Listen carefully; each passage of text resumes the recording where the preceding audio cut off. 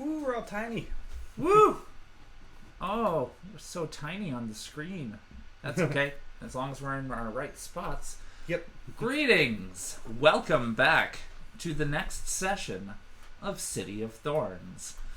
You may notice that our dear Johnny is not available this go-round. Don't worry, the story accommodates this particular situation. Before we get started with the story again, I would like to invite you to please consider donating to our Patreons, as well as joining us on the Discord. The public Discord is such an amazing amount of nerdy good fun and discussions of all types, TV shows, food, movies, comics, all number of games, gaming.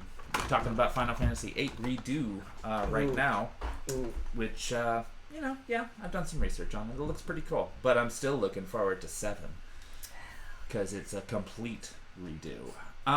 Anyway, all that being said, let's set the stage since last we all got together. So, after our runners had narrowly escaped the mansion of malicious nanites, Tytus, upon reaching the vehicle, receives a 3-hour-old message from Svetlana. The sanctuary had been raided by the local paramilitarized cops, and there's a sudden explosion behind Svetlana before the transmission stops.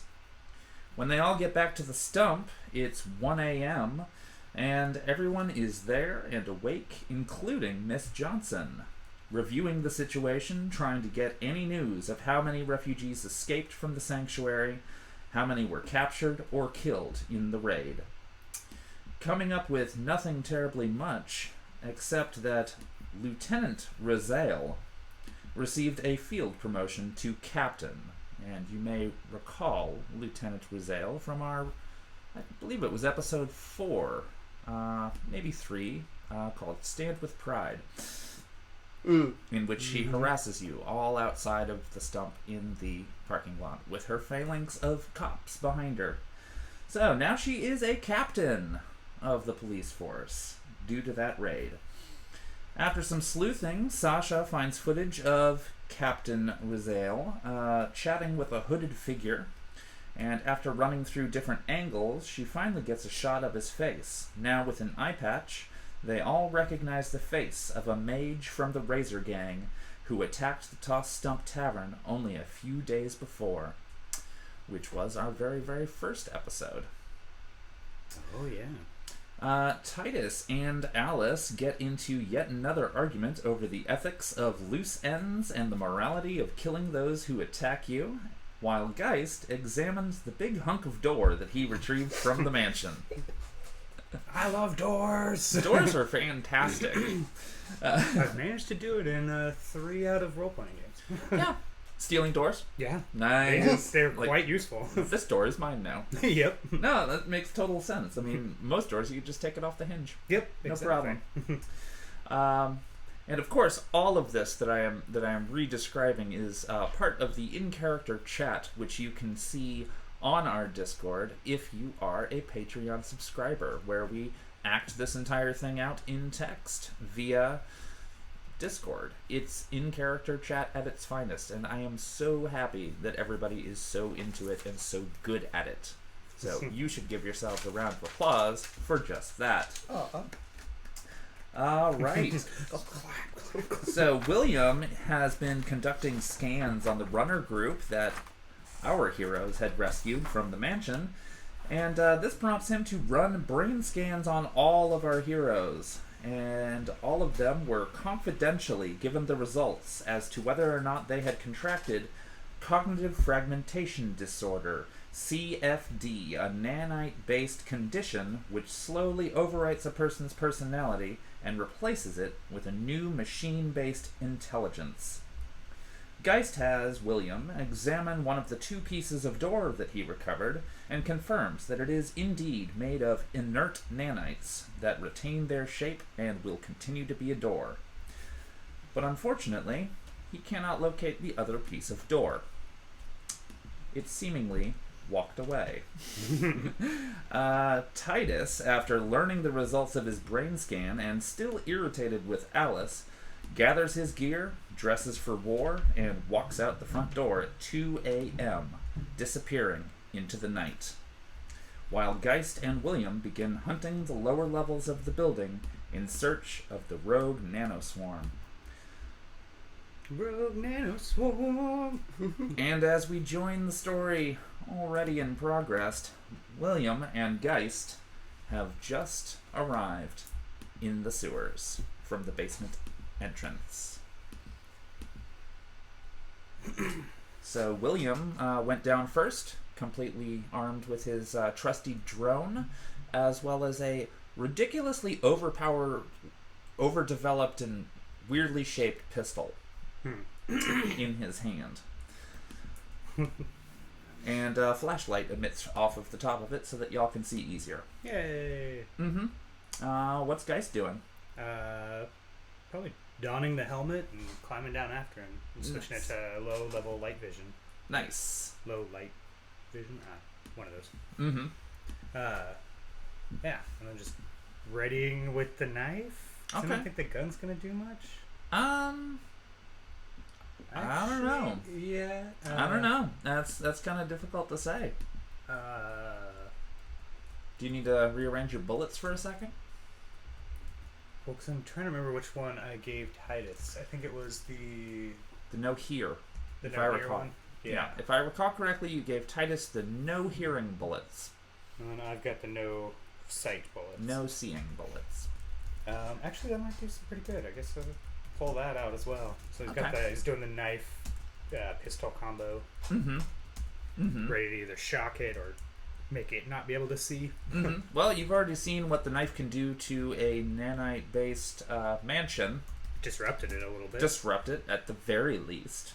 Awesome. So y'all have completely gone down the ladder and are on one of the base floors that leads to the stairs, which leads to the main chamber. Main chamber with a small bridge. Across the way from that bridge is your inner sanctum, your lodge. What do you call it? I mean, inner sanctum sounds pretty sweet. It does, but you're in the sewers. Yeah. I mean, whatever. You know, when in Rome. Yeah, I mean, technically they just refer to it as a lodge. Yeah. Just where you study spells and other stuff.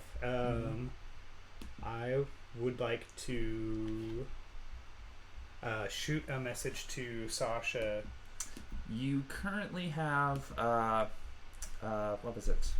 William turned on the area jammer to prevent the nanites from being able to signal send.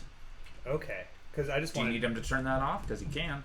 Well, I was more of just telling Sasha to like scan the sewer entrance into the building, so that if they come through, then she can at least alert everyone. Well, yeah. I mean, it was in the in-character chat, but she did mention that she can scan most of the basement. Yeah. And all of the upper floors. Yeah. But most of the basement is pretty much the same amount of scanning that y'all would have access to anyway, like area cameras and whatnot, and specifically the medical bay. Yeah. Which seems pretty important considering the runners that you rescued have neither confirmed nor denied whether or not they have CFD. Yeah, so I mean, pretty much just, well, I guess I could just do,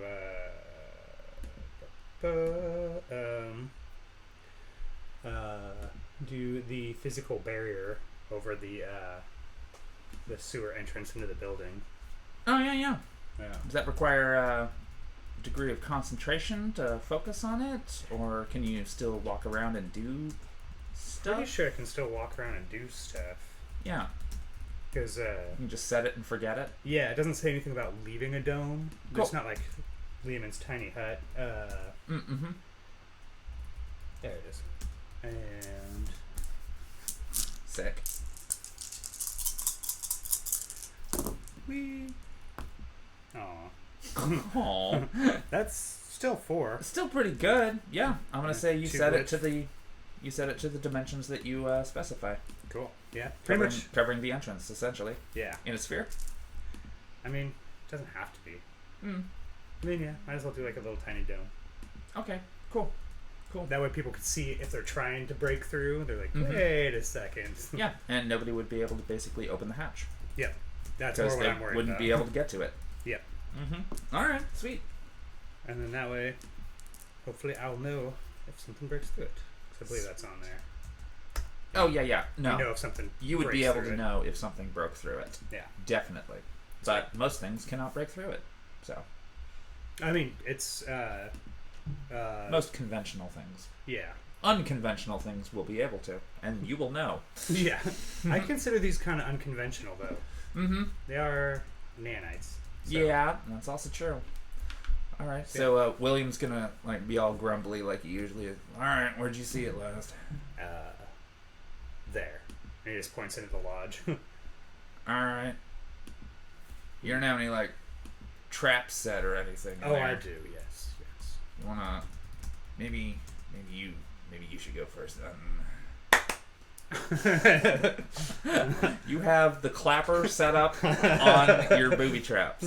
That's fantastic. I mean, he'll probably change it now, but... Well, true. Fair enough. Excellent. So, you head in first? Yep. Alright. Then William follows in after you. And kind of looks around. He's just kind of... Everywhere he's looking, he's pointing his weird little pistol thing. Doing or no, it has a flashlight on it, so it's probably... Yeah. Mm-hmm.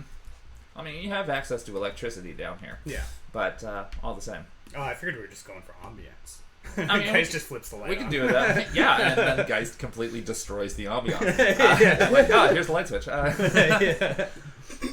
Yeah, I could easily see this. This is beautiful. Excellent. And then, just as the light kind of... I imagine it would be one of those that flickers on, like an old fluorescent bulb. Ding, ding, ding, ding. Yeah, and you just see all the carvings of engraving spells that he's done on his walls. Yeah, I was gonna say, describe the scene. This is your lodge. You've been the one imagining this, and nobody else has ever been down here except for William that one time. Yeah, that one time, and he kind of just poked his head and was like, meh. And Balin, when she was just like, yeah, go for it, weirdo. Have this empty room nobody uses. Yes, this way if it explodes, nobody will die. Perfect. Oh, and thank you for reminding me. You have this sucker set to blow? Set to blow. Alright, score. Good to know. Yeah. Pretty much you just see, in the corners and up along the ceiling, he's taken, small parts of C4 and just pieced it all together. Sick. That it's just going to collapse down. Alright, cool. Other than that, he's got his mattress on the floor, pillow, blanket probably just strewn about. Any other furnishings? I believe a tiny desk. A tiny desk. Excellent. Yep. And is that tiny desk where you set your deck on when you were examining the pieces? Yeah. And then it was because he kind of just sits there and does all of his technological research at that little tiny desk. Nice. But other than that, everything is there's a physical barrier as an alchemy into the walls and into the door. Mm-hmm. So that whenever you're not going through it, it's there. And people have to burst through it. Yeah, once again, alerting him. Yeah, I think that barrier was there the first time William tried to, oh yeah, come on in. Oh wait, hold on. Tunk. All right, score. Yeah. So, what you doing? So, Gheist is gonna pull out his computer and just be like, I got it, but that's where I set it before I started examining one half of the door. Yeah, you're gonna find your deck is in the exact same place that you left it. But he took it with him. Oh, he took it upstairs? Yeah. There you go. He was like, I'm not leaving. With nanites running around, I'm not leaving this out. And that's fair. So are there 2 copies of it? Or 2 copies of what? He's got his computer and then there's the computer? Or is it... No. Oh, no. Okay. No. Okay. If you took your deck computer with you, then there is... Yeah, because there is not one in this room. Yeah, because he grabbed his helmet and his deck. He was like, I'm not leaving anything here for the nanites to use against me. Sweet. And then took the inert half of the thing. Cool. So, how are you examining your own room? I mean, it's pretty sparsely populated anyway. Yeah. I mean, Gheist is probably just going to kick the bed No. Kick the desk a little bit. No. Poke the C4 a little bit, not pressing the button. Like, not shocking it with your knife. Yeah, setting it off. And then it's like, well, I mean, it was in here. When I left, I set the room to explode, and had the physical barrier on. So I'm sorry, you have this place set to explode? only this room. And anything that's above it? No, it's there shouldn't be anything above it. My specific requirements when scouting out this place was that if it exploded, it would not affect the Tossed Stump. Yeah, it might affect the basement area, though. Maybe I should work on a better barrier. I'll just extend the radius and have it cover the entire room, so that way when it explodes, it's already in the barrier. Mean, take it up with Balin. I mean, she set you up down here. I mean, that's her area upstairs, directly above us. Yes. Once we locate and disable these nanites, I might work on a stronger barrier that extends outside the room. All right, score. So nothing really seems to be out of the ordinary. You're welcome to do a perception check to see if you notice anything. I would. And how? Yeah. And that is logic and willpower? I believe. Yes. Yeah. That is correct.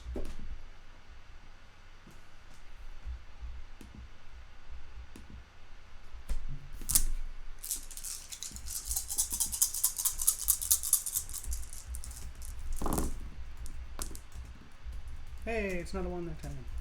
So that is 3 hits, 1 glitch. All right.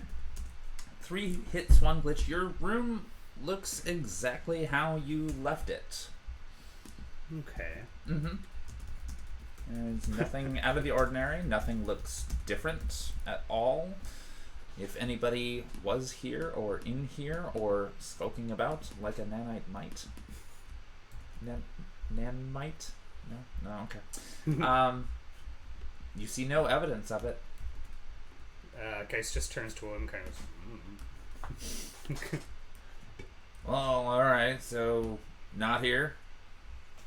I do not believe so. It didn't follow you when you left this area, did it? I mean, it could have. That would be a very tricky move. Because, I mean, you got that barrier, right? Yeah. So only you go in and whoever you want comes in and stuff? Yeah, and vice versa outside of it. I So don't it like would have had to have followed me out. I don't like that. Okay. Well. Yeah, guys can be like, let's go outside. Alright. Let's go outside. Of your room. The barrier Nice. comes back up. Excellent. like the car alarm. Beep beep. Excellent. So William takes that moment to basically walk back across the bridge, and the bridge, of course, has water flowing underneath it further on down the tubes, but he goes towards that tube and inspects the integrity of the fencing that is there. Basically, it's there just to make sure that nothing can really get in to the stump without them knowing. Except for nanites. And yeah, it is locked so that no metahuman could get in without them noticing, but nanites could have done anything. I picture just pass through all the bars. Like, Very T-1000, or yeah, T-1000, Terminator 2 style, yeah. Easily. So it might not even be nearby. But it might still be nearby. Yeah. You have no evidence either way. Do you have a key for that lock? Oh yeah. It's my I made it. Oh. Wonderful craftsmanship on the door. I mean, I'm a fan of doors, so. Yeah. A little too much of a fan, right? Well, I figured I don't know much about nanites, and having inert ones would be prime to study. Well, Unfortunately, you got those. You got those, you just don't have the non-inert ones if it's as missing as you think it is. I mean, otherwise that other half would have been in the room. Yeah. Well, what do you want to do now? Are we going on a sewer adventure? No. So... If it escaped out that way, then it's not our problem anymore. Is it, though? I mean, there's being responsible, sure, but, I mean, ultimately, we've got other fish to fry around here, don't you think? True. I'm half wondering if that strange vision that we all had, if it was coming from this entrance. But we don't have a green door. Yeah, I don't deal with that stuff you magic users do, so, couldn't really tell you much. That is true. Most people that reported it have been either awakened or emergent. Good to know. Can nanites survive in water? If you're smaller than a molecule of water, you might live. I'm pretty sure. I mean, these suckers are supposed to be able to survive inside of a human, right? True. So they could have used the water to escape as well. Yeah. Like, he kind of moves his flashlight to all of the far corners of the main area. Yeah. And doesn't see anything and just kind of like, I'm going back up because I never finished that beer. Yes, it is probably very, very warm now. Yeah, it's been about an hour. I keep getting distracted. Fair. I mean, when you're brain scanning everybody. Yeah, well, priorities.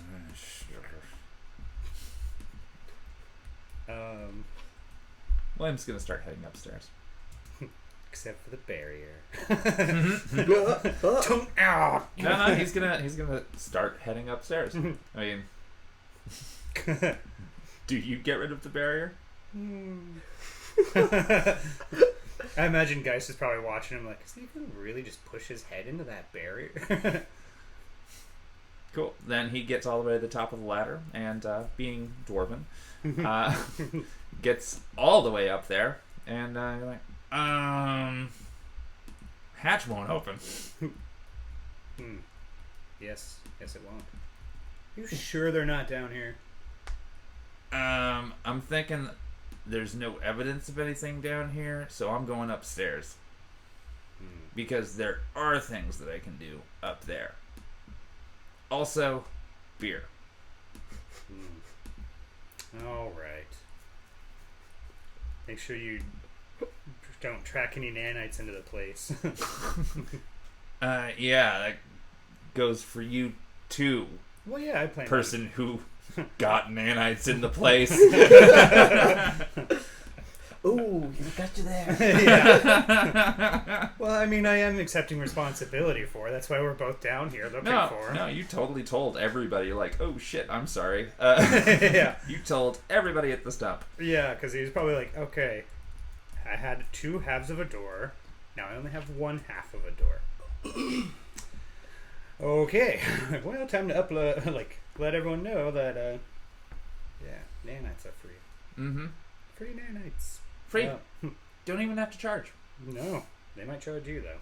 Oh, room and board. That's what they charge you. Yeah. Yeah, so he's going to let the barrier down, but kind of watch. Mm-hmm. Or I guess just allow William to pass through it. All right, score. And William does so and keeps walking through the basement. I think I'd like to give it one more pass before giving up. You can totally go for that. All right. But you're in the main room? Yeah. Yeah. Okay, score. Oh, did he leave his area? Nope, the area jammer is leaving with him, so when he gets outside of 6 cubic meters of space around you, then you will be reestablished with contact with everybody else. All right. Oh no, that was a glitch. Or maybe he turns it off Fair. because he's no longer down there. I got 2 hits and 1 glitch. 2 hits, 1 glitch. At this point in time, you're really not seeing anything. Every so often you kind of catch yourself like, wait, what was that? Oh, that's my eyes playing tricks on me. They do that. They do that sometimes. Okay. Like he's scaring, like he's getting himself all scared. He's psyching himself up at this point in time. Because, actually, no, wait, you had... I think I bumped that one. Okay, well, I appreciate your honesty. But if it was, in fact, 3 hits, 1 glitch, as I see it now, yeah, you don't see anything. Yeah. I mean, you'll see a movement, it's nothing. You see a movement, you're psyching yourself out. You see a movement, oh, it's a rat, it's a rat. It's just a rat. It's just a rat. It's cool. George, have you seen any nanites? Did you name the rat George? Yes. Do you want a pet rat? No. Okay, good. I just figured if you saw the rat every day, you'd be like, hey, George. Yeah, no, that's fair. George? It's so boring. That's kind of what makes it fun when you name, like, rodents and... Very, very pedestrian names. Yep. Yeah, no, I'm a huge fan of that. It's great. Score. So, the area jammer, as far as you can tell, is no longer affecting any communication. So, if you're going to continue to hang out in the sewer, you still have communication with everybody who is upstairs. Yeah, I think now that he knows that he's probably psyching himself up, he's going to go upstairs as well. Alright. Get ready to deal with the bigger issue that's about to make itself present. You walk into your own barrier. Ow! Damn it! Oh, right on the nose! Oh! I did that. Yeah, oh, God. Thank God I'm the only one down here. Don't tell anyone, George.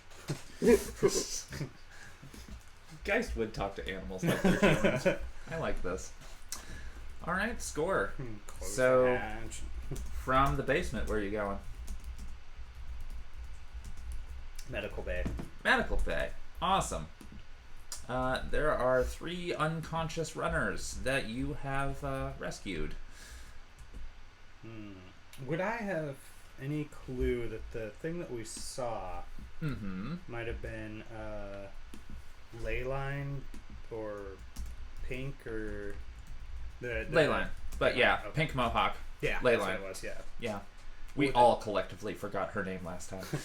It's like, Pink. Oh, yeah, the Pink Mohawk. Got it. Yeah. Leyline. Oh, yeah. Yeah, I wrote her That's name what it down was. wrong. I was just like, oh, yeah, I named her something very, very specific to magic skills. Yeah. Um, That she might have done that as she is psychic. Interesting. You think... So you think Leyline might have Yeah, been able to psych you out?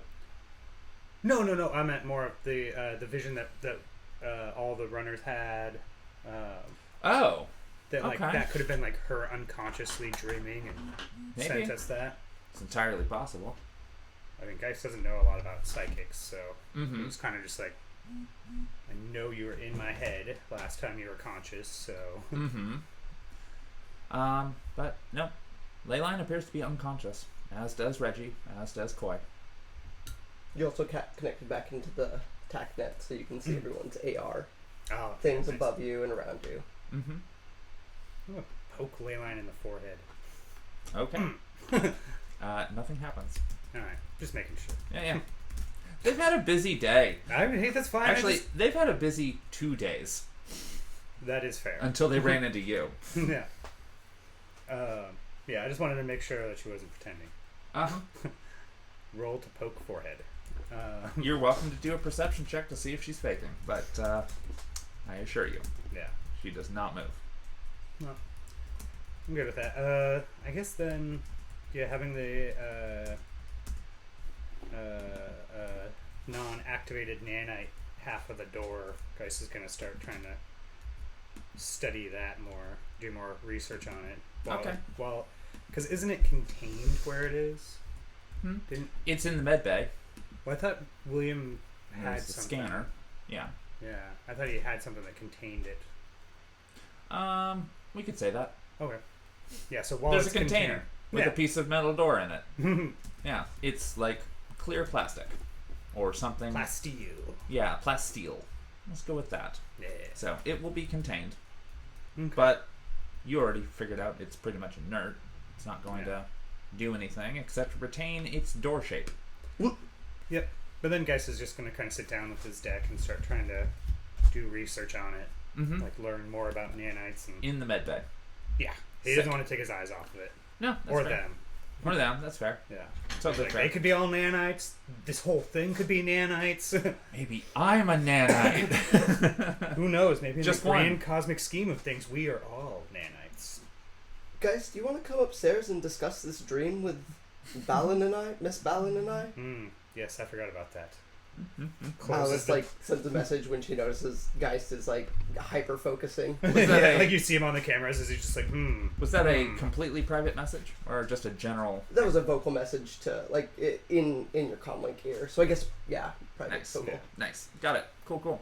Yeah, he's grabbing the plate steel container and he's got his deck over his shoulder and he's walking up. He's just like, I don't trust this thing alone. They could be nanites. Wait. So you're bringing the container of the entire container? I don't know. I didn't know what its dimensions were. Well, it's let's see. It has to contain something that is half the size of a door. That's about 4 feet. That's a lot of stuff to be carrying. Yeah. So like because an it's aquarium. resting on the floor, and then it has to be at hand level for working with. So you're basically pulling an entire piece of furniture upstairs with you. I mean, he took that mattress downstairs into the sewer, so... That's a mattress. This is a medical piece of machinery that's the size of a fridge. Fair.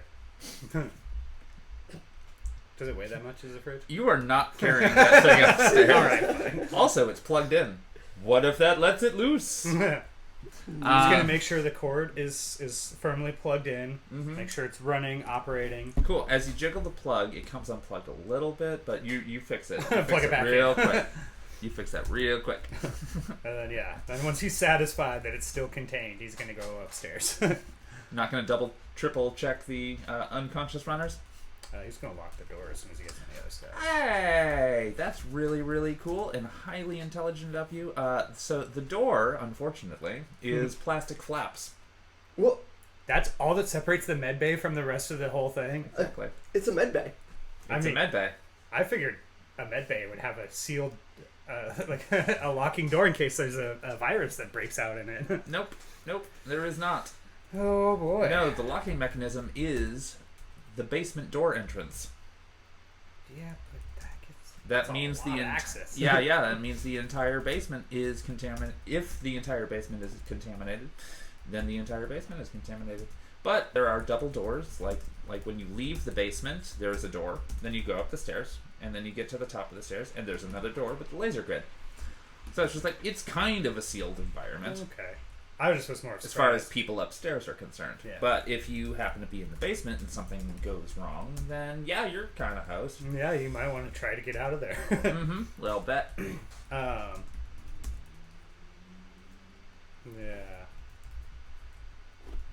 I was just gonna head up, but send Sasha a message about watching the three runners. I don't trust them. We gotta keep our eyes on them. They might be nanites.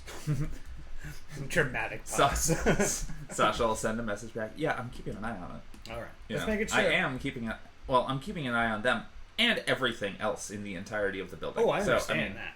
Oh yeah. Excellent. So are you on the main floor? Yep. Sick. Alice, are you currently projecting on the main floor? Yes. Excellent. So you're gonna see directly ahead of you when you come in to the main floor.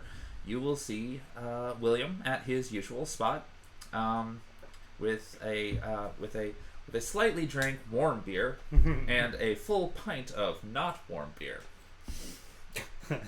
So after Tytus put his beer into a cold glass, he nope, warm one. Yeah. It basically came down to just he was getting distracted, left and right, and he was just I'll be back for you later. To his beer. Later. And then finally he just got a fresh one. Fair. And you can see over next to the main table where y'all usually hang out, you see Sasha and Robbie, and Rhonda, and Miss Ballin, hanging out with Alice. Projection Alice. Projection Gheist. Alice. Welcome to the party. It's a party? No, I'm just turning a manner of phrase because I'm nervous about what I'm going to say next. Fair. I have something I need to come clean with to the group. If Tytus were here, I would like to inform him, but he's not. So we'll have to tell him later. Is it about nanites? No. Good. Gheist is just going to sit down. I have misled the party when I stated that I was an emergent. I meant to suggest that I was a technomancer, and that is not true. I am a synthetic intelligence that lives inside Aurora's comlink. That was a good cover.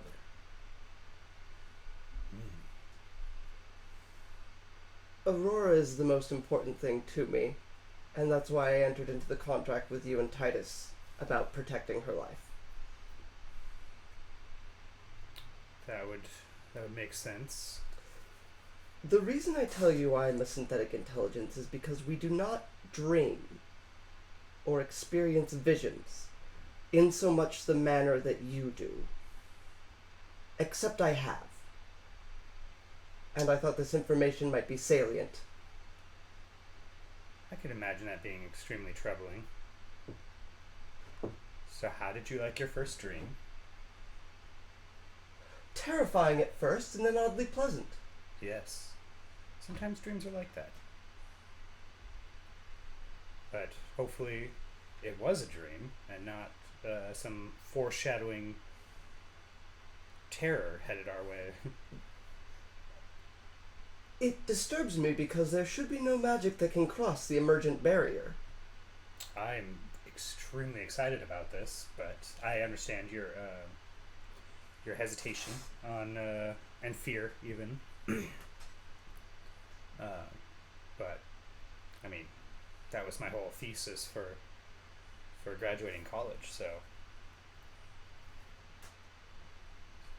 yes, I'm very excited about this. I thought you might take this well. He just pulls out his computer and like starts a new file. All right, tell me. So you saw that the darkness, the fear of something chasing you, followed by the green door, the warm, glowing, not really glowing, but glowing as in a welcoming presence. And if I'm not mistaken, I believe Aurora experienced this dream as well. Ah, I wonder then, could she be the link that the two of you are experiencing this from? Do you know of her capabilities of, like, could she be psychic or emergent as well, or? It's not impossible. She lacks a good deal of essence. Her cybernetic augmentations did quite a bit of damage to her essential nature. Okay. They weren't exactly the best upgrades. If she wants to share more than that, she's welcome to, but I can't disclose more about her Fair. life in good faith now. Yes, as 21st century used to put it, patient-doctor confidentiality. I suppose so, yes. In a manner of speaking. Miss Ballin, what are your thoughts on this? Oh, I don't know. I'm used to indulging in all kinds of hallucinations, so it's just another one. Although I didn't take anything this time, so it's kind of out of the blue. I usually like to expect them and see them coming. Although the door kind of looked like it was made of oak. Of oak? Like, yeah, wood. Yeah. Do you think this could have anything to do with the presence that we met in the park?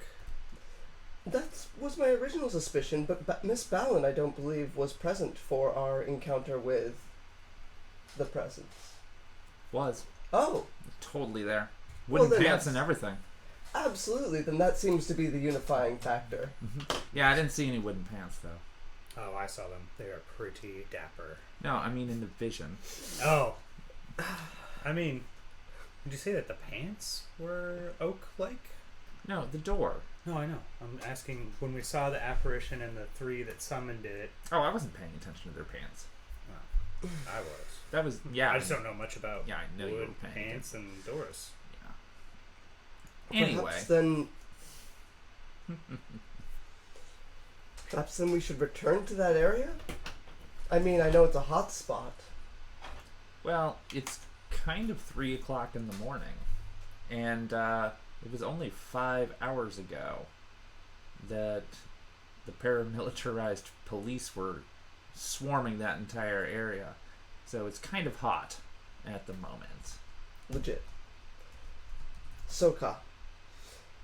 Perhaps we should rest then, for those of you who need it? Mm-hmm. Yes, probably. Yeah. There's not too terribly much we can do at this point. I'm going to run some searches on wooden doors about this city. There can't be too terribly many, and they can't be many that are made of oak that are also green. Mm-hmm. Though I suspect it may be a metaphor more than anything, I'd like to cover my bases. That's kind of what I expected was a metaphor. Fair enough. Then what would green oak represent? Cool. Is anybody going to bed? Lone human of the group. Yeah, probably do a little bit more research into synthetic intelligence and possible dreams. Well, I was going to say, if you don't feel like the basement, you could always do, or the sewers, considering... Yeah, it's probably not about to go back to... Yeah, Sasha is completely sweeping the second and first floors, no problem, and only a portion of the basement. So you could easily go up to your old room, where there is now one less mattress, or you could also hijack Tytus's room, since he's not using it. Or you could just do work at one of the booths and then fall asleep in it. You have options here. Yeah, probably just do work in the booth until sleep takes. Yeah, probably thinking more safety in numbers sort of thing. Score. They're like, oh, if I fall asleep, at least I'm on an easily scanned floor that Sasha can see them. All right. If this night terror thing happens. Hi, Johnny. We see you in the chat room. Totally taking that room. I like that that's the first thing that you say. All right, score. So you're taking Titus's room? Yes. Oh, okay. Score. No. You can sleeping in the booth. You can hang out in the booth while you're doing your work. Excellent. So pretty much everybody else is going to try to get some rest, busy themselves with some work, except for ALISS and Sasha. Yeah. So the Tossed Stump is quiet for a little bit. Gheist, why don't you and ALISS roll me perception checks?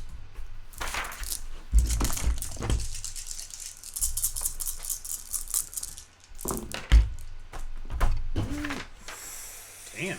All right, that's all hits. Yeah. I see everything. Holy shit. I also got a good roll. Not all hits, but 6 hits. Nice. No glitches. Nice. Excellent. We are just paranoid as yeah, no, looking around you're not getting any rest. You might have gotten some shut eye, but so anyway. Did the like tripping dream thing where you're like, oh, okay. Yeah, I hate that feeling. I hate when I do that too. But so basically, about 3 hours later, at 6 o'clock in the morning, while everything is quiet, and just the hairline crack of the sun is getting ready to come up, there is a banging on the front door. Like you probably just like gun drawn, knife ready, but just like dreary eyed, like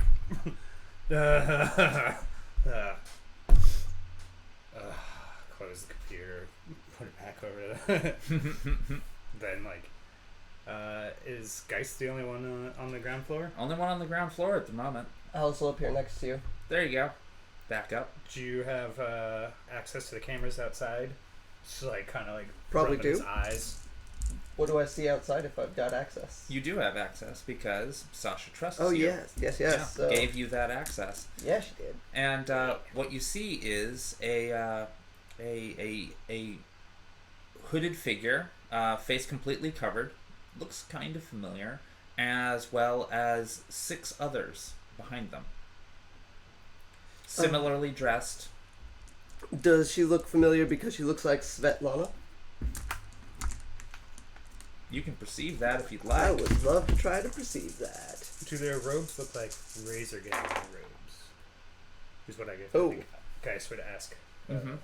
I got 1 success, 2 glitches. Ooh, maybe. Do they look like Razor Gang robes? Maybe. Okay. I mean, you glitched twice on 1 hit, so I mean... Is it a black and white camera I'm viewing outside? Giving us trouble of identifying these robes. It is not a black and white camera. Oh.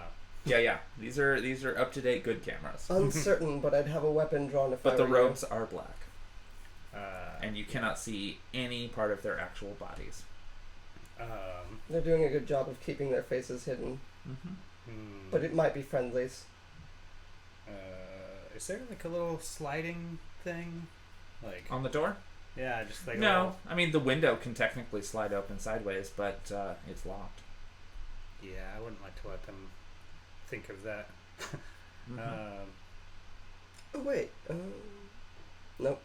There's probably not Tritio projection outside of the... It's not set up for that. Yeah, I didn't think Yeah, I so. was gonna be like, damn, No, that would be I pretty mean nice, you could get an AR window out there, but that's a different critter than a Tritio projection. Absolutely. You've got to be, like, looking for it. We're not certain if it's your love yet, Tytus. In the chat room. Yeah, not with that perception check of a roll. yeah, can't win them all. They knock again. Can you display an AR window out there telling them to, at least the one knocking, to look at the camera? I can try, but that'll only work if they have AR viewing capabilities. Fair. And if they're not blocking outside noise. Yeah, I could try that's a good point. seeing if they have a node out there. Do I sense any nodes? Should I roll a matrix You can try to perception? find one. Yeah. Alright, 3 successes, no glitches. Alright, score. There are no nodes outside. None of them contain nodes. None of them have any electronics that you were aware of. This is almost certainly not the Razor Gang. I suggest you open the door. Yeah. Is there like a chain on the door or anything? Like, Yeah, there's multiple layers of locks, all I of mean- which are accessible from the inside. Yeah, but I was thinking more like the kind where you can just open up enough to see who's out there. Nope. You've got 2 options, completely sealed or not sealed. Completely sealed. I'm just kidding. It's already completely sealed. Otherwise they wouldn't be knocking. Yeah, that's true. Otherwise they'd have just walked in. Okay, yeah. I'm going to look at your Tritio projection and just be like, just get ready in case we have to alert everyone. Yeah, I'll have a mass notification alarm on standby. Yeah, still holding I forgot my chaos dice. Oh no. I've got some. Oh yeah, I've got an app on my phone too. Anyways, yeah, so drawing his one of his chaos guns or chaos bullet loaded gun. He's gonna open the door. He's gonna unlock it all and then open it, braced by his foot with just enough like for the barrel of the pistol to point out, and like probably like his eye and like part of his mouth visible of like who goes there. That's it? Yep. Score. So the one who's been knocking replies, "Please, we have nowhere else to go." Is that you, Svetlana? Svetlana. The response comes, "Close enough. Please, the sun is coming up." All right. Let them in. Yeah. Guy's gonna move his foot and pull the door open. Sweet. Alice So- is going to stop projecting Tritio. Cool. Still present and aware, but watching from feeds. Score. All right. So, presumably Svetlana comes in with 6 other people. Lock the door now that we know who it is. Mhm. Like there could be police right behind them. I'll keep on projecting an AR, Sure. an arrow character for specifically 2 Geists AR Sure. perception. Mm-hmm. And Sasha blips on at that point in time to assess the situation, seeing as how there's suddenly more people inside of her building. That's fair. Well, not her building, but I imagine she probably views it as her building. it is her Yeah, to an extent. I send her all the feeds, like basically the entire situation, like from my experience All right. perspective. Like, crap. Well, at least we found some of them. That's good. Or they found us again. Now this makes me wonder where Tytus is. Didn't he storm out of here last night? Yes, but he went to go look for them, correct? I don't know what Tytus was doing. He did not state his intentions, simply that he would be back. I assumed he was going to go look for Svetlana. Well, he did say something about, like, let him know if we find her or any evidence of her. But yeah, that was about it. He's Okay. blocked me, so one of you 2 are going to have to send him a message. I'll do just that. All right, score. Guy's gonna sit down at one of the booths, still facing the entire group of strangers that are here. Mm-hmm. Kind of just like staring at them while he's typing him a message. Mm-hmm. What's the message say? Pretty much just hey lover boy, found your found your lady. I don't know. Guy says no tact for that. No, that's fair. That's totally fair. Score. And then you send that? Yep. Cool. It is never delivered. It does not reach its intended target. Well, I don't know if it's a block or if he's just unable to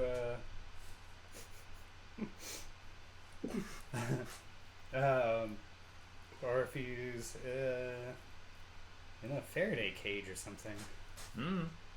He didn't receive your message. Yeah, not at all.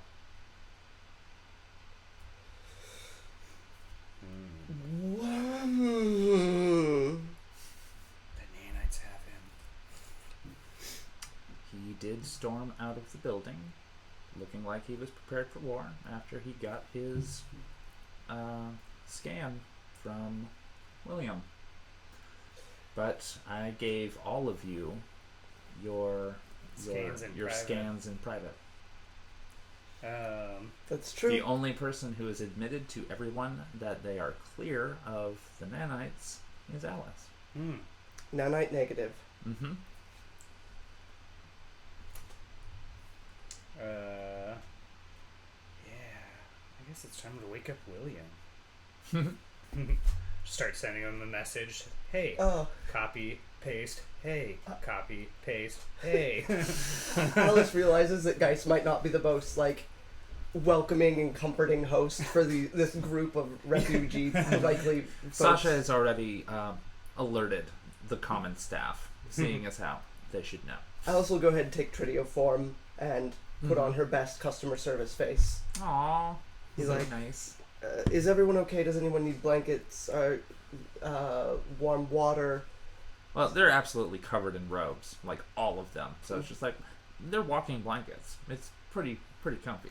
Does anyone need bandaging, medical assistance? Cool. So Svetlana's going to speak for the group and basically be like, no, we loaded up on supplies before we left once it was safe, but there was a sub-basement bunker that we were managing to hide in, and after the coast was clear, we escaped into the woods and just been slowly making our way here, trying to stay out of sight. And how many other vampires were there?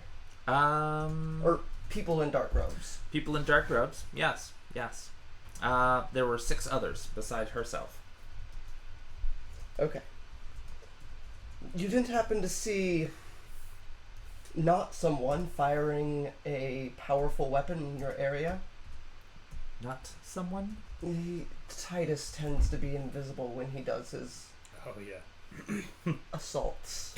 Guys just makes that comment over that. Oh, yeah. Hey, copy, paste, hey. There's probably like 30 messages to William of just hey. So Svetlana replies, no, I did not see him in the slightest. I thought he was here. He left last night, rather hastily. He told us to inform him if we should find you, but we cannot reach him at this point. Where was he going? He did not say. Titus. She kind of smiles to herself. Like, of course he didn't say. I'm glad there's people who find that charming in this world.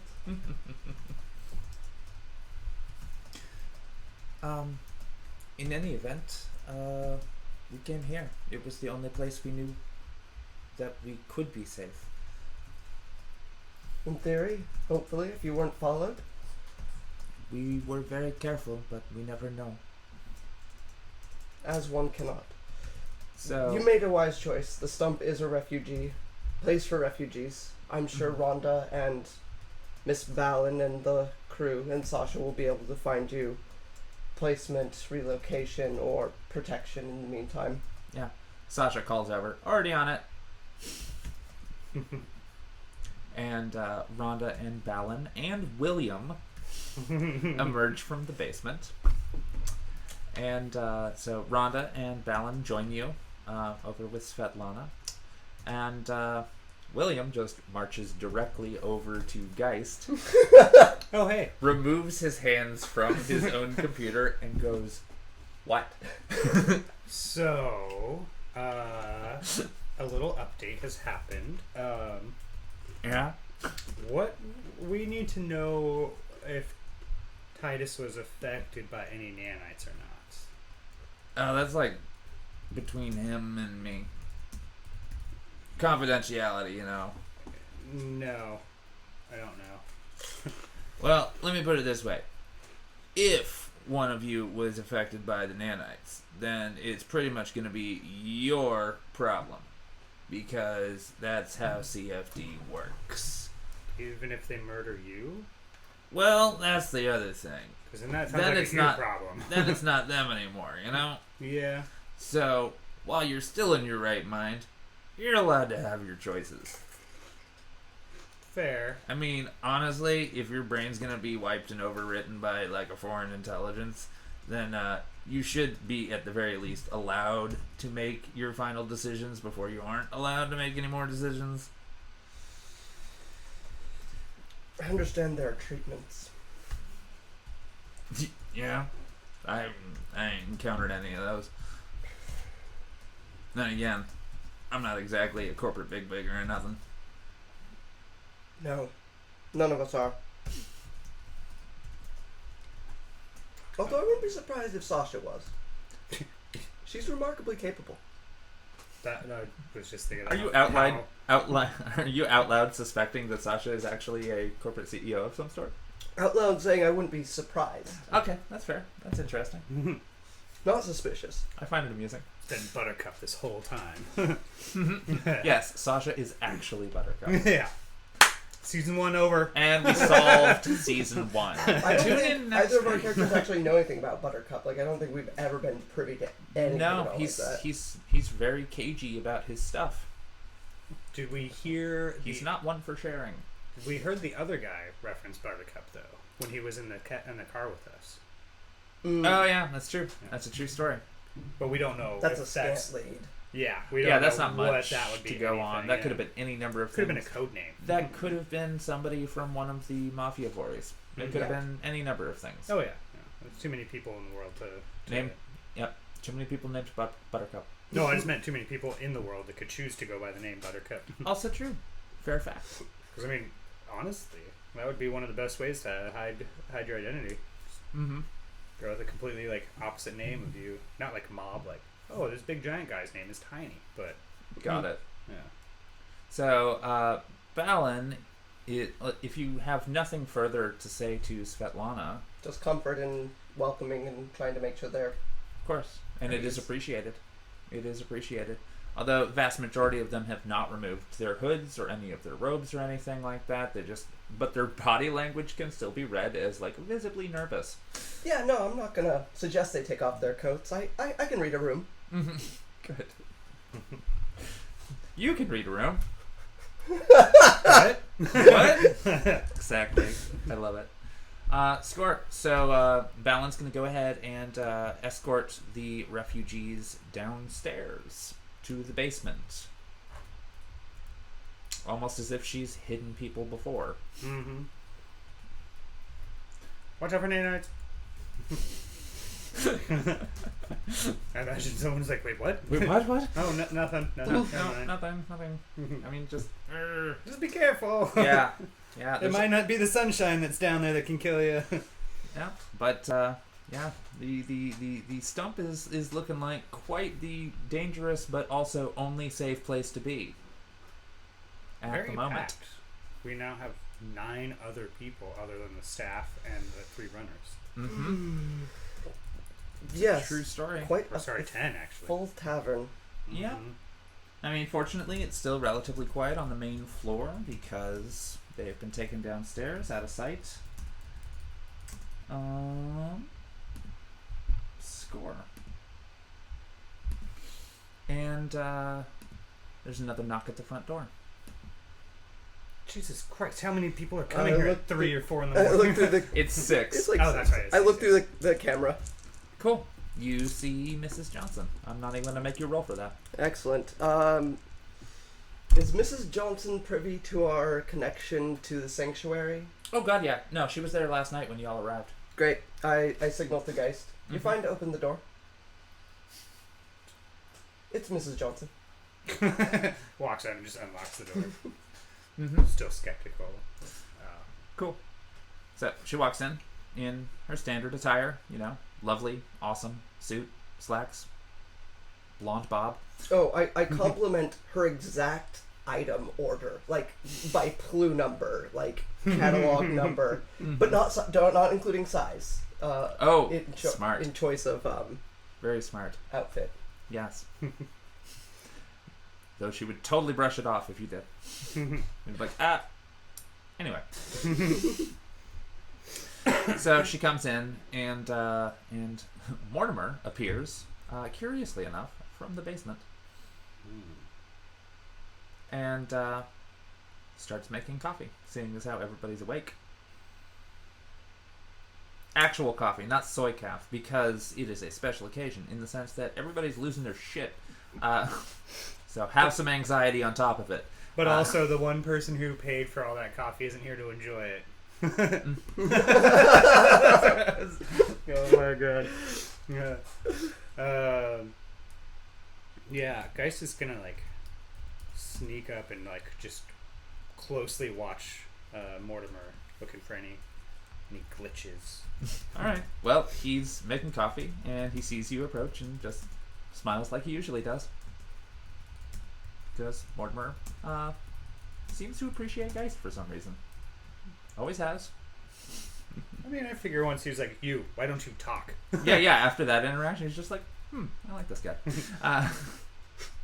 But yeah, so when he looks at him and gives the courteous smile, Gheist is like, as soon as Mortimer turns back around, the skeptical eyes come out. Very suspicious dog. Yeah. All right, score. So Mrs. Johnson sits down at the table and just kind of okay. So certain timetables have moved up with my employer, and she's just kind of broadcasting this to everybody in the room. She doesn't even want to care about the formality of everybody sitting at the table. She's like, so Alice will be taking a seat at the table. Yeah. After the events of last night, fuck formality. Fair. We all have kind of slightly bonded more. Alice, like, just has, like, kind of a tearful look in one eye that she, like, kind of tries to hide. Oh, but I like formality. Exactly. I really like formality. Oh, that's adorable. So anyway, she basically just starts like a debrief. She's like, so I left last night because I had to step outside and talk to my employer, who employs me to employ all of you. And so considering the raid last night, they've decided to step up their original timetable for acquiring these artifacts. And we're cutting out an awful lot of the BS. We're going to be a little bit more transparent with y'all in the future, but at the same time, we're not going to be sending you after those artifacts. They've actually requested to meet you personally. So, congratulations. You get to meet the boss behind your boss. I'd consider that a promotion of sorts. Yeah. Yeah, they seem to think that you're important enough that you should probably be brought into the next level of discussion. Where's Tytus? That is the question of the day, I'm afraid. 2 days, to be exact. He left last night. Yeah, he left about 5 hours ago. He seemed to be quite determined, and now he's unreachable. And unfortunately, knowing him, likely untraceable. He was pretty good at being sneaky. Well, that's unfortunate. Well, I'll have to get back in contact with my supervisor. Yeah. And see if they're willing to meet with only 2 of you. But yeah, I was hoping to drag Tytus in as well. But in any event, they think that this particular situation may have some severe political ramifications in the local area, mostly because we suspect, our sources tell us that we have reason to believe that the police force has been infiltrated by outside agitators. And considering the abruptness of last night's raid, I mean, honestly, our network should have had some sort of warning sign. Yeah. And the fact that we didn't might mean that we have a mole. And Tytus has just gone missing, hasn't he? Correct. Well, I doubt it's him, but at the same time, it is convenient timing. Well, it might not even be him. No. I have a contact within the Portland City Garda, to call it by an old name. I might ask him if he knows anything about this, though I doubt it. He's a little clean cut and by the book. Is he trustworthy? That's the question. I've done a few runs for him. He's done a few favors for me. So not completely by the book, then. Sometimes you can't deal with Humanist Poly Club by the book. She chuckles. She appreciates that. Nope, not by the book. No. Preferably not by the book. Unless you're throwing it at them. Well, yeah, you know, when a bunch of humanist fucks come to your town, what do you do? Tell them, fuck off. Tell them to fuck off. Exactly. Broadcasting live from Portland. Alright, score. So, I'm going to go get back in contact with my supervisor and see if they're willing to meet you two instead of just Tytus. So I'm going to step outside and make a call. Okay. Excellent. Cool. And then she steps back outside. And Robbie takes her seat, having woken up and come down the stairs, and just sort of like slumps in her favorite chair. Good morning, darling. Like hardly awake. She has had no coffee. She does not speak before coffee. Much like I do not speak before coffee. Good morning. I would bring her coffee, but I can't, for I have no hands. I know. You're like go passing through the coffee cup. It's the thought. Yeah. It's the thought. But she is taking her spot next to the door and does not lock it after Miss Johnson leaves. As soon as Miss Johnson walks out the door, Gheist is going back to staring at Mortimer. Nice. He's nanites. Nope, he's just happily making coffee in the morning. Of course, not saying a damn word, not whistling, not humming, not anything. But he is very, he looks relatively perky considering all of the fucking drama from the previous night. And he must have walked past Balin and the refugees in the hallway. Mm-hmm. Like, he's just doing his job.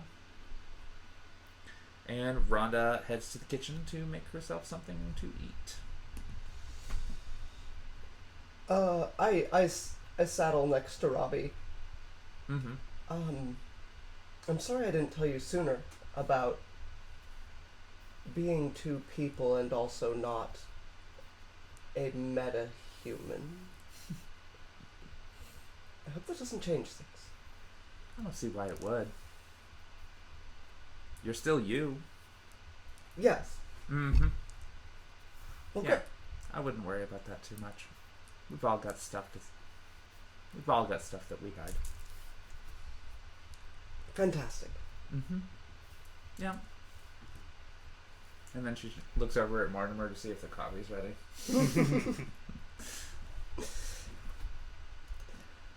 Mortimer hasn't been present for a while, has he?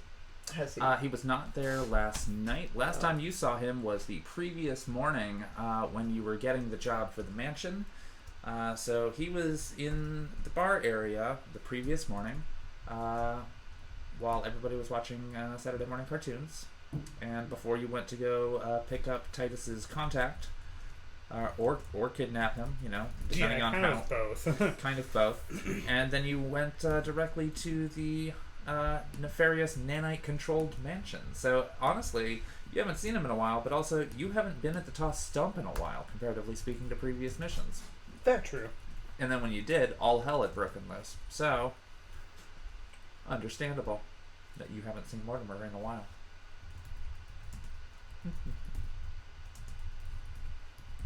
Score.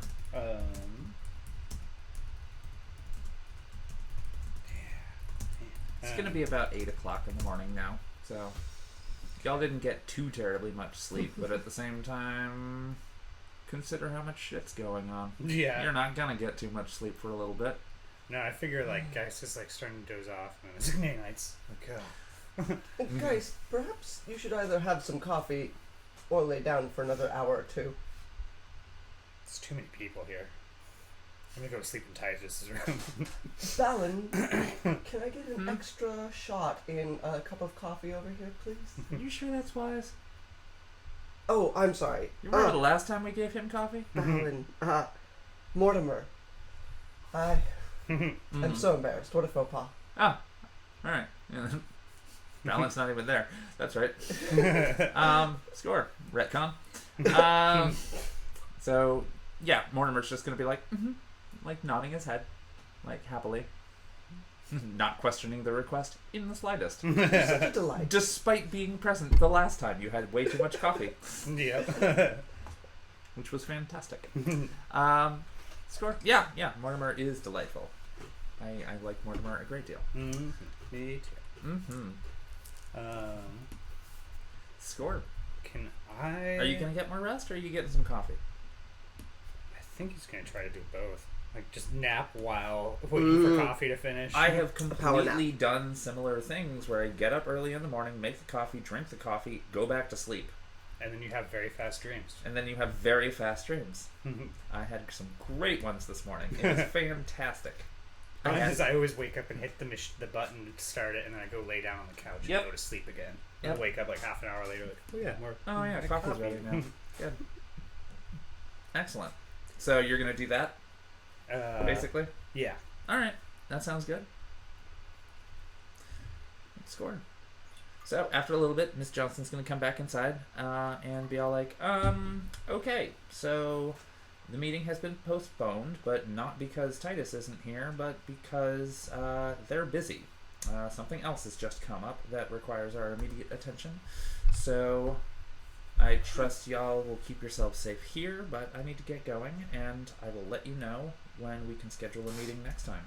One question before you go. What's that? How many more relics are we expected to find? You are not expected to find any more of them. We already have acquired 5, thanks to your assistance with the vast majority of them. And there are 3 more left to go. We will leave those to other runner teams to acquire, and hopefully we can get them all into a safe place. Excellent. Anything else? That's everything for me. All right, fair. Napping. All right, enjoy. And she walks out the door.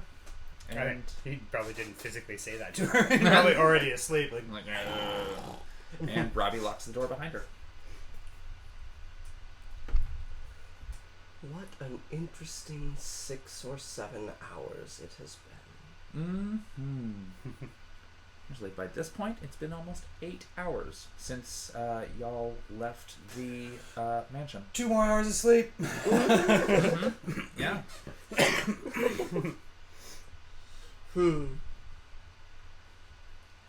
I don't like all this waiting. Would you like to fast forward to noon? Oh, yeah. Cool. So, what are y'all going to do in between 8 a.m. and noon? Napping and coffee?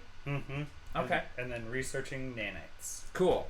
Researching the green oak doors of the area. Okay. Score. Okay. Well, unfortunately, neither of you are really coming up with anything, seeing as how it's incredibly vague search parameters. Yep. How to activate inert nanites. You told me it was too vague, so I was like, alright, I'll specify. Did you mean... Eric just watched me bug my eyes out. Like, are you fucking kidding me? I figured it was a valid response. No. It is a completely valid response to that question.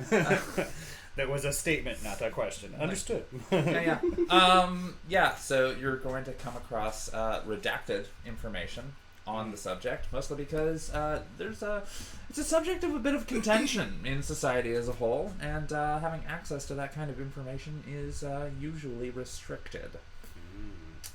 Does this mean I gotta try my I was going to say, skills? if you want to try, on the dark web, you'll find something completely different. But at the same time, how deeply do you want to go into that? Ooh, the dark web.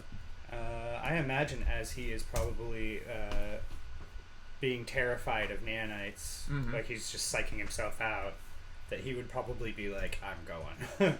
Score. So y'all are studying, basically, for the next 4 hours or so? Yeah, Sounds probably right. getting nothing because it's such a broad search, but... Yeah, that's fair. I mean, you'll pick up some more information about nanites, just because it is a subject where, people know about it, but you're not going to find too terribly much in the way of reactivating inert nanites. Yeah, he's more of just like trying to get a basic understanding of it. He's not actually expecting to go down into the med bay and activate them. No, exactly. He's just trying to like quell his almost phobia of nanites right now. That's fair. Having seen what it can do to people, having seen what the fact that it can reconstruct itself, but he's just like, what the fuck is this? This is terror in any form you wish it to be. Cool. Alice, at about noon, you get a private message from Officer Kovlovsky. Oh, I forgot I was going to send him a message. Oh well. Yeah. Seems like he beat me to it. I don't know why I'm pointing to my ear. That's I'm fair. already in my... I exist in my note. I live there, so I read the message because I can't not. Cool. As you begin to read the message, Aurora comes down and is just kind of sits at the bar. She's got her shit on. I'll send Mortimer a text message for a coffee for her. Score. And a sparkling water. Cool. And so the message from Officer Kovlovsky essentially says, "Where are you? Are you safe?" Yeah, I'll go ahead and send him a call. Oh, okay, score. From, like, an encrypted line, so it's like... That's fair. So you can actually talk in real time. Yeah. That sounds fantastic. Score. Does he pick up? Yeah. Officer Krupski, a pleasure to hear from you. I was thinking about calling you earlier today. Really? Why? I have reason to believe that there may be agitators in the force. Well, that's not terribly surprising. You heard about the raid? Yeah, I heard about the raid. Where are you? I'm in a safe location. Okay. Are you sure that it's safe? No. But I'm as sure as I can be. What are your concerns? Well, about 3 other raiding groups of our higher up and honestly most violent are out conducting raids right now, and I'm just trying to make sure that you are somewhere that they won't be. I give him a rough geological, like, not necessarily the toss stumps, like, coordinates, but I give him a broader... I can give them the zip code, Yeah. essentially? Yeah. Okay. Essentially. I'm in this location. Okay. How quickly can you get out? Is there going to be a raid here? Looks like. Great. I have Thank no you. idea. They're in neighboring neighborhoods, and they're sweeping. So, that's a little too close. I'll call you when I am safe or otherwise. All right. And I just blast everyone with a raid incoming. Okay. Score. Just... That's really good. I appreciate Guy's that. first instinct is grabbing the coffee, grabbing his computer, like, all right, let's go to the sewers. Nice. Score. So it's a huge panic when you fire that off. Yeah. And so Rhonda and Robbie immediately come over to what's happening? What's going on? My contact inside the police force informed me that there is a raid moving in on this location and sweeping in this area. Okay. And Sasha's going to pipe up and just be like, I haven't seen any evidence of that yet. I'm searching. Good. I assume it's better to be safe than sorry. Krupski hasn't let me down before. All right. Well, Sasha's going to be like, okay, I'm going to blip out for a second, and I'm going to check out some info that I might be able to access from somewhere else. And then she disappears from view. I'm going to aid as best I can in preparing the Tossed Stump for invasion. Sasha blips right back into view. I can't get out. You can't get out. I can't get out. You're locked in I think we're all locked in. this node? Here, in the stump. I can't get out. I'll try and switch nodes. Like, I've got the signal of, like, a heckin' satellite, so I'll just try and reach out to a nearby node and jump into it. Cool. You can't. Neither can I. Okay. At that point in time, there is a very loud explosion outside. And the one window next to Robbie begins rattling Fuck. as the shockwave hits the front part of the stump. Another time I wish I had a body. I can't sacrifice Aurora's to dive and protect on Robbie, but... No, I mean, Robbie seems to be fine. I mean, good. shaken, not stirred. Good. But, yeah, there was an explosion outside. And Robbie is now looking out the window in disbelief.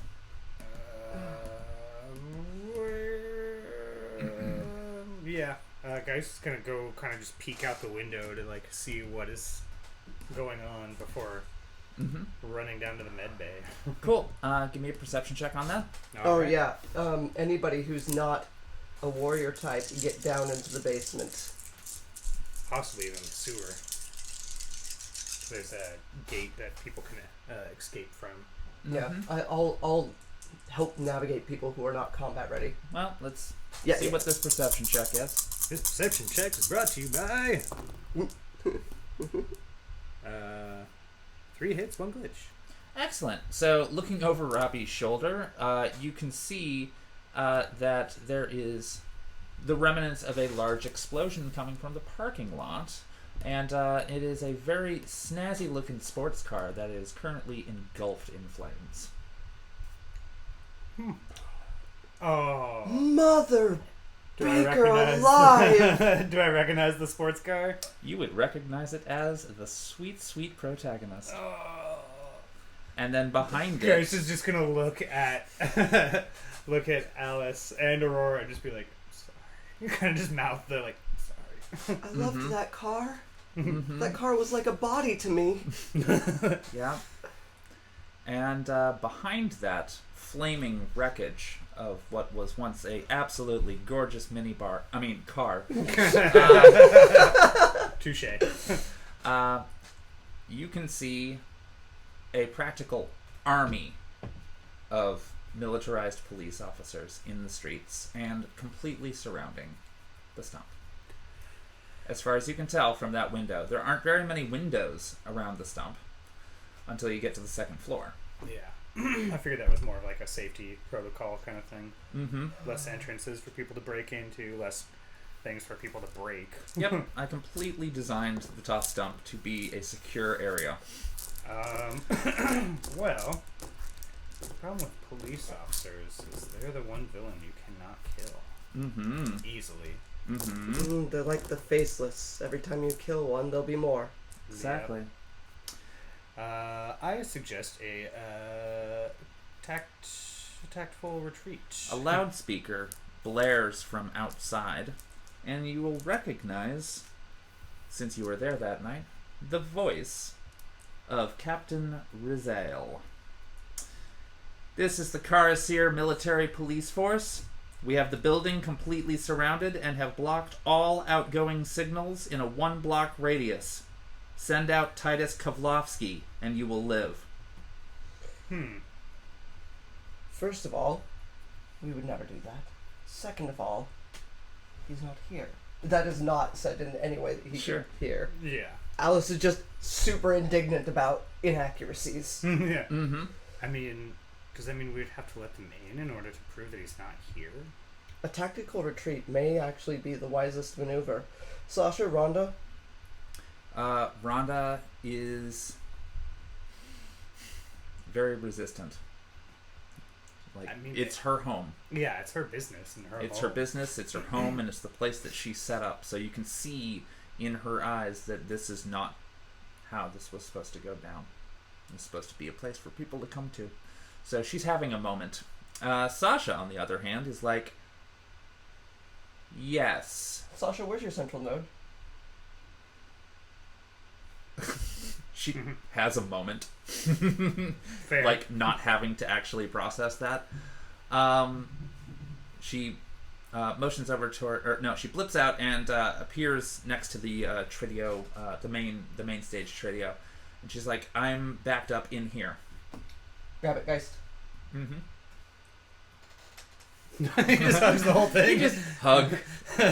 No, I don't know what I'm grabbing here. You will see that there is basically it's a removable hard drive kind of a thing that contains most all of her backup systems. So essentially, like, in this one thing, you have essentially helped her move. Yeah. Oh, good. Really easy to help. Yeah, certain types can move relatively easily. Yeah. Like it's where she keeps all of her backup files, you know, including the ones she doesn't even look at anymore. Yeah, before he pulls it, he's like, did you save everything? Do you need to go to sleep? Up to the second. Do it. All right. A second, you're so risky. I have to do micros. As Gheist pulls the thing out. Oh, wait, sorry. Was that mid-conversation? And she disappears from view. And at that point in time, William comes over and is like, I'll take care of her. Okay. Best. Mm-hmm. And holds on to the external hard drive. And then the message repeats once again. I imagine at this point, Gheist is like kind of trying to push William towards the downstairs. Like, right? That's fine. But He's go. He's already going. Yeah, and ALISS has just sort of like got two of her Tridio projections up, kind of guiding people at two different areas. So the all non-employees. The police captain enter repeats, but this time adds something different. Send out Tytus Kovlovsky and you will live, and supreme force will be authorized if you do not submit. I have an idea. but I need someone to unlock the door. Gheist, you can go invisible. Fair. I'm going to buy us time. Rhonda, at this point, says, no. If anybody's buying us time, it's me. This is my place. I'm insubstantial. I can't be harmed. That's fine, but you also have other responsibilities, such as... And she gestures over to Aurora. Yes, she can be near the exit. And I can be near the entrance. At this point, Balin comes rushing back up the stairs. We need to go. Go. We need to go. Is there anyone else still here besides all of you? Aurora should be near, like, the sewers unless she's not moving for some reason. She's not leaving you behind. Just, I'm in you. No. She's not leaving you behind. Using a system which is cut off from anywhere else in the Matrix. That's fair. She's sticking close to you because you need a place that is safe too. How loud do the speakers get in here? They're still blaring. The speakers in here. Oh, the speakers in the Tossed Stump. Yeah. I mean, like, they're relatively powerful. All right. I'll use the speakers upstairs. Okay. And, like, literally, like, Frankensteining together a soundbite of Tytus Kovlovsky. Up near, like, in a different room's window, like the non-occupied room, just saying, "Come and get me, fucking pigs." Excellent. Excellent. That's so good. So where did that come from? The upstairs bedroom? Upstairs, like, near a window. Score. And you just blasted that out to all of them? Yeah. Score. Excellent. And I go. Let's go. Let's all go. Let's go. Excellent. Score. So, you know the sound of an RPG going off? Exactly. I do not specifically, but I feel my characters do. So 5 of those go off in Oh, quick God. succession to approximately where the voice sounded like it was coming from. Oh, They've blown up the vast majority of the second floor. And everything is shaking, things are falling apart, glass is shattering everywhere. And yeah, y'all go into the basement? Yeah. Score. Excellent. And Balin's just like, come on, Rhonda, let's fucking go. And so they're the last 2. They're catching up behind you. Guy's just gonna grab everything out of his lodge, like the razor robe, his glove, All right. and his pillow. All right. Let's go. Oh. Is any of this in a bag? I mean, it could be all in the pillowcase. Yeah. Yeah. There you go. Sounds good. Excellent. So you're in the sewers. Waiting for William to unlock the door. Yeah, exactly. Everybody is in that chamber. William has unlocked the door, and refugees out first, and then general staff and runners, followed by Balin and Rhonda behind you. Guy's just gonna draw out his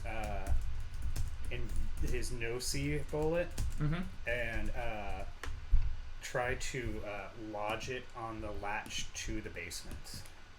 Nice. So that way they can't see. Once they head into the basement, they can't see a damn thing. Yeah. Oh, the sewers. Yeah. They can't see to get into the sewers. Yeah. Yeah. Sounds great. That's really, really smart. That's buying us some time. Score. And just before you close that hatch to the sewers, you can hear another explosion. Sounds like it's on the front door. I kind of figured that was coming. Fuck. That also And, means my briefcase. Oh shit. What was in your briefcase? Everything but my guns. Oh. Alright. That's It's all right. We'll all rebuild. Yep. So troops have entered the main floor. You can tell by hearing all of the stomping on the floor above you, but you're in the sewer now. Yep. And you slam that thing behind you. Yep. And And start trying to sip on hot coffee while he's running down the sewer.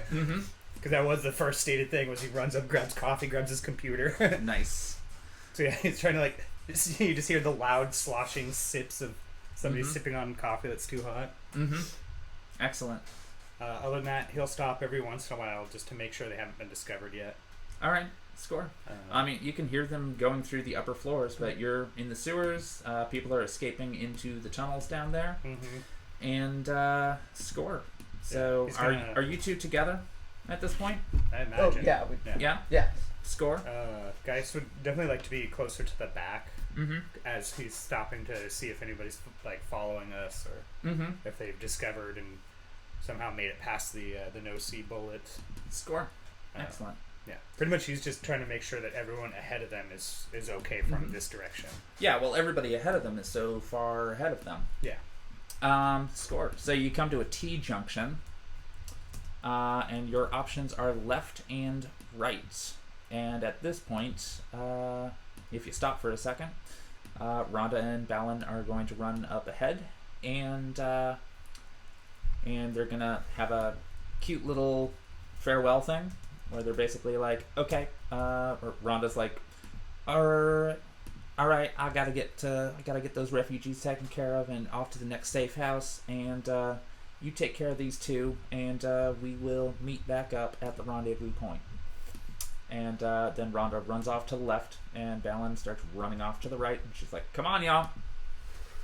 Gheist is gonna eject another one of those no-see bullets and kind of just toss it, not in Rhonda's field, like pretty much he's gonna wait till she gets a lead and then just toss it down that tunnel so that they only see they can go one direction.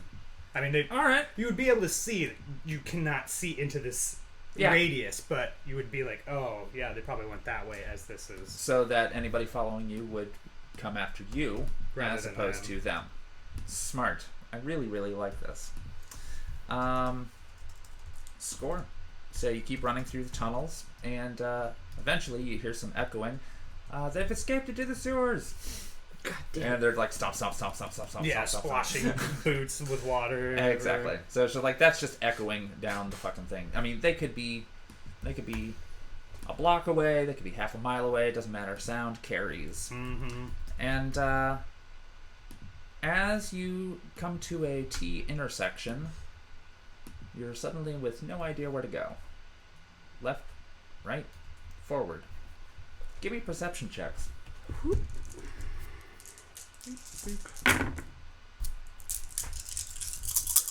3 hits, 3 glitch. I'm being attacked by my own dice. High cock. 2 hits, no glitch. 2 hits, no glitch, and 3 hits, you said? 3 hits, 3 glitch. Alright, score. Gheist, you can see a green glow off to the right. Oh, I guess I should roll for Balin, too.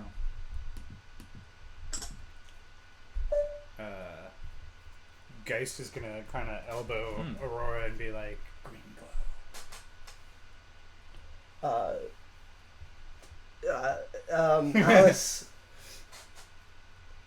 Alice just suggests, let's go the other way then. I mean, this is like the Vision.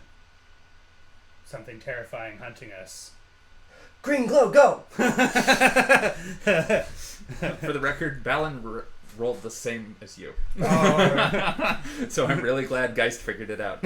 Your rare moment of like total wisdom. Yeah. It's fantastic. But he's just not charismatic. Yeah, I think we're gonna have to retcon Titus's jacket.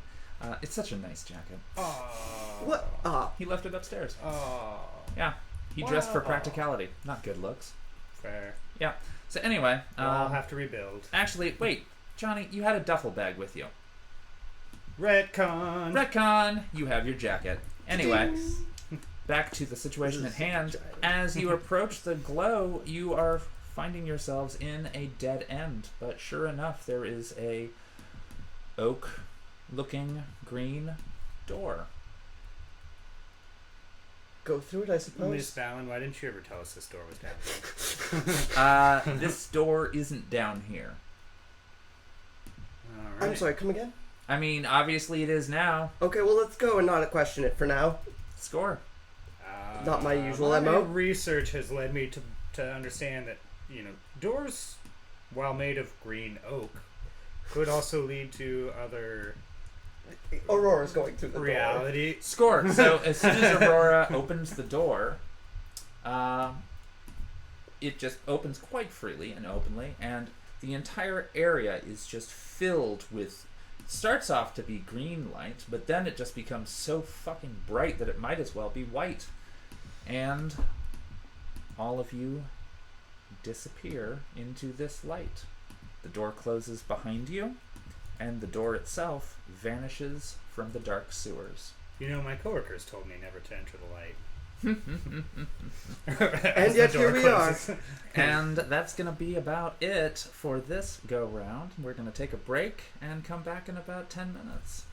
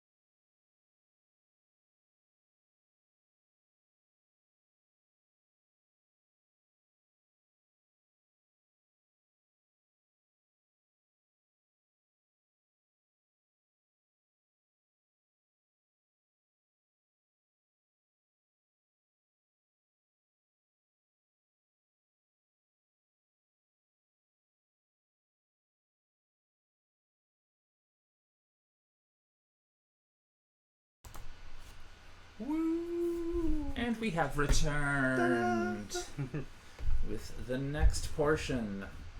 Now that our runners have all escaped the Tossed Stump Tavern, which has been their home for the past week. Hard to believe it's only been a week. Yeah, that's kind of... What a week. What a week it has been. Ah, the lives we live running in the shadows. So, in the last session, the militarized police made good on their raid attempts. No telling how they tracked it to the stump at this point, but at the same time, they were looking for Tytus specifically. Yeah. God damn it. Tytus, what did you do? He might have charged them for his advice services. I mean, but they paid it. So no, they paid it. But who knows? I loved that little bit, by the way. Yeah. I was just like, oh, that's so good. Oh, could they have used it to track where the money went? Any number of things could have happened. No, because they knew he was at the stump. Yep, they knew that part too. So in any event, they full on, as far as y'all can tell, they did several explosions. And so who knows what the Tossed Stump currently looks like. The runners and the refugees and the staff all escaped through the sewer escape route and split ways at a fork in the road. All of the refugees and most of the staff went one way, where Balin and ALISS and Aurora and Gheist all went the other way, and as they get to another intersection, they found the glowing green door from their collective vision. And then they went through it, surrounded by light, and disappeared from the sewers. Yep. And at this point in time, I'd like to invite you to join us on our Discord, where we talk about all kinds of cool shit, various nerdy topics, and gaining access to the in-character chat sure will be interesting this coming week. So I do recommend checking out the Patreon and getting yourself signed up with our Discord so that you can follow the story throughout the week when we are not broadcasting. So, the light completely encompasses all of you. You find yourselves all feeling a similar condition of weightlessness and warmth. You're floating through you don't know what. Visuals are incomprehensible. But you begin to feel very calm. You are compelled to feel chill a little bit. Ghost just sips on what remains of his coffee in the little cup. I just imagine you like flying through astral space, just be like, alright. Yeah. So this is astral. No, it's not astral. But at the same time, it's something. Yeah. It is not normal space. And so after this disorienting gets a little bit boring for y'all, just as boredom begins to set in, in this ridiculousness, you hear, all of you hear a somewhat androgynous voice just kind of beckoning you closer, and the only thing that you can actually make out is, rest for a while. Everything will be fine. And rest you do, because everyone feels the sensation of coming to rest upon actual ground and laying down upon it. I mean, don't most people come to rest? By laying down? Yeah. And eventually the light relents, just as you're fading in and out of consciousness. It's a very comfortable, like, I could take a nap now kind of a feeling. Which I might imagine would be very, very interesting for ALISS to be going through, but would have the sensory connection to Aurora to be able to figure that out. But just as you're experiencing that through Aurora, the connection is severed between you and her. She's still close by, you can tell that, but you cannot register her sensations anymore. I am both calm and horribly panicked. This is a familiar sensation to Hekate. It's not that familiar to ALISS. Oh, sorry about that. No, it's great. But, so, the light eventually relents, and you're all invited to give me perception checks on what you seem to find yourself in. Perception is 8. Well, yeah, okay. Perception's based on mental stats. Great. Yeah. Should I re-roll that one? Yeah, please do. Okay. Oh, I'll take that one now. 4 successes, 1 glitch. 4 success, 1 glitch. Good. So far, not looking too hot. Nap time's a callin'. 2 hits, 2 glitch. 2 hits, 2 glitch. Excellent. So, Gheist is just snoring. so, Alice, before your connection to Aurora is severed, you can recognize a sensation that she is feeling across her face, like blades of grass. Blades of grass. Mm-hmm. Still can't perceive very much of what's going on, like why is there grass, for instance. But everything comes to rest, and everything is quiet. And after a while, Gheist, you can feel the sensation of being poked with a blunt object on the shoulder. Fair. Just kind of... He's probably poked enough people that he deserves this. He's just gonna bat it away. Cool. Well, if you try to bat it away, then curious use of phrase. Try to bat it away, and you'll hear a young voice. You're like, oh, that one's alive. At that, he's gonna venture to open one eye, kind of annoyed, why are you waking me up? Cool. When you open one eye, you will find that you are on the ground, and there is grass in your face. He's gonna roll over onto his back and kind of look at who's poking at him. Mm-hmm. Score. The sun is very, very high in the sky, and you can see the silhouette. Forgot to turn off the night, Yeah. night vision. And you can see that there are 3 relatively short figures standing around you, and they're kind of giggling like children in amusement. It's kind of wearily and kind of probably very tired. He probably doesn't know how long he's been asleep, but just of the, can this week get any worse? kind of stand. And as he looks at all the children, he's gonna draw his gun. No, he's just gonna be like, "What?" So, when you look a little bit closer at these children, you can tell that they're all about 4.5 feet tall. Almost 5, some of them, but all of them are satyrs. All 3 of them, juveniles of some sort. And the one that was poking you has got a red skirt and a baseball bat. Balin. Balin. And so Balin's gonna fucking what? I'm sleeping. Yeah, these ones won't let me sleep. What do you mean these ones? Why are you talking? Because I just got poked with a baseball bat. Alright. Totally fair. Totally fair.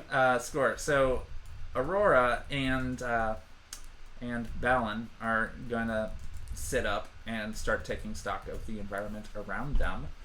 And Aurora notices that something is very different. And so does Alice. Alice notices something is very different as well. You may try to perceive what the fuck is different. Something is different, and it Something makes is very different. You're very both in the same spot. You're not connected to each other.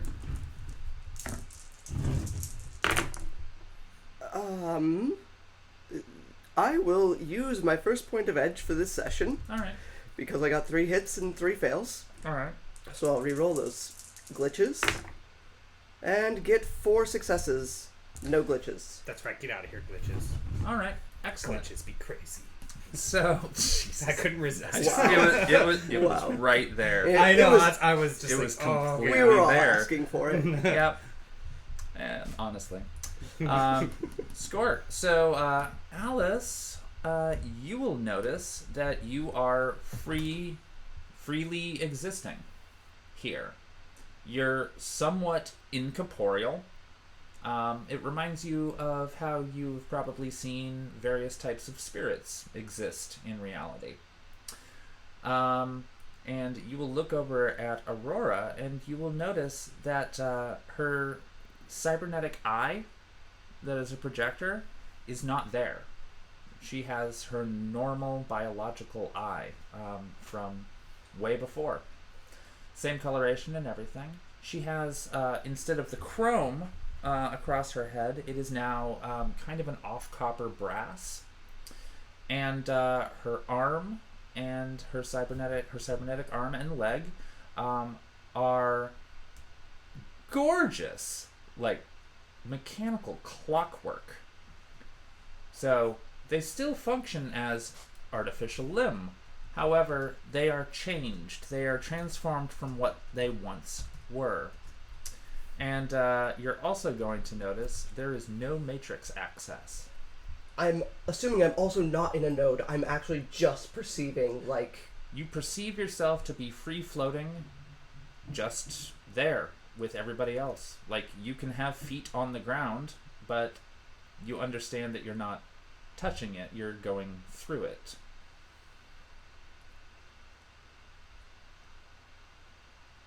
Okay. Like a ghost.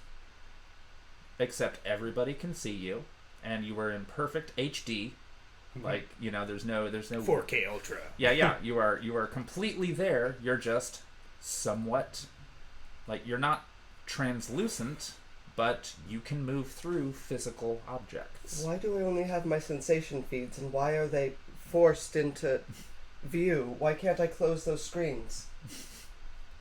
Yes.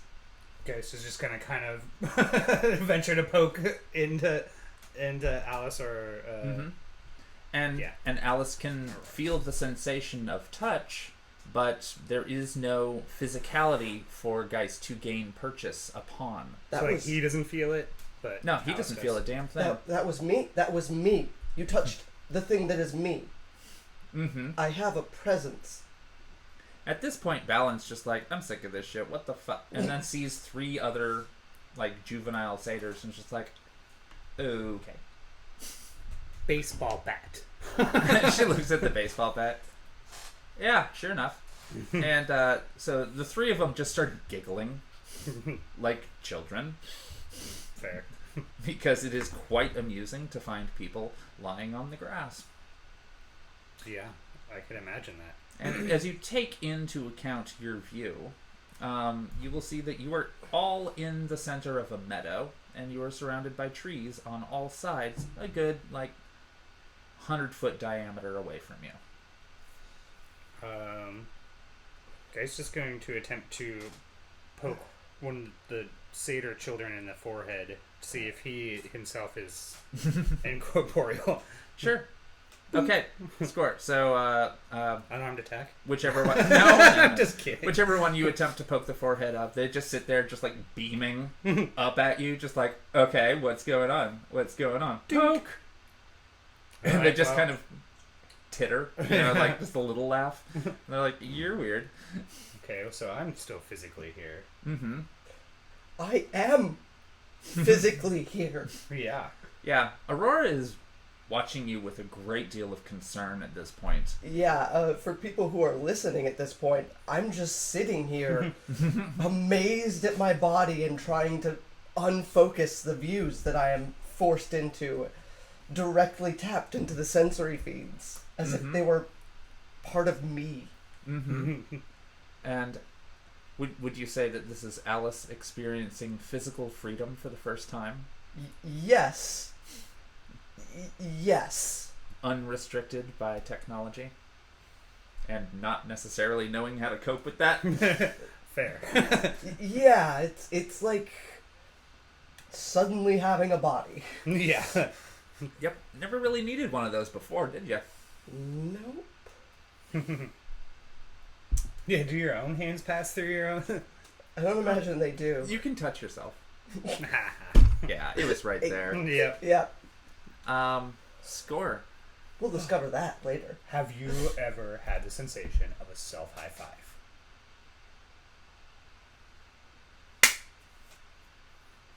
That's oddly Guy's satisfying. very, very proud right now. He's like, yes. That's very oddly satisfying. Mm-hmm. It's a great way to congratulate yourself. I'm glad that Gheist is here for this. That was great. I like that. Aurora. Aurora offers a high five. Oh.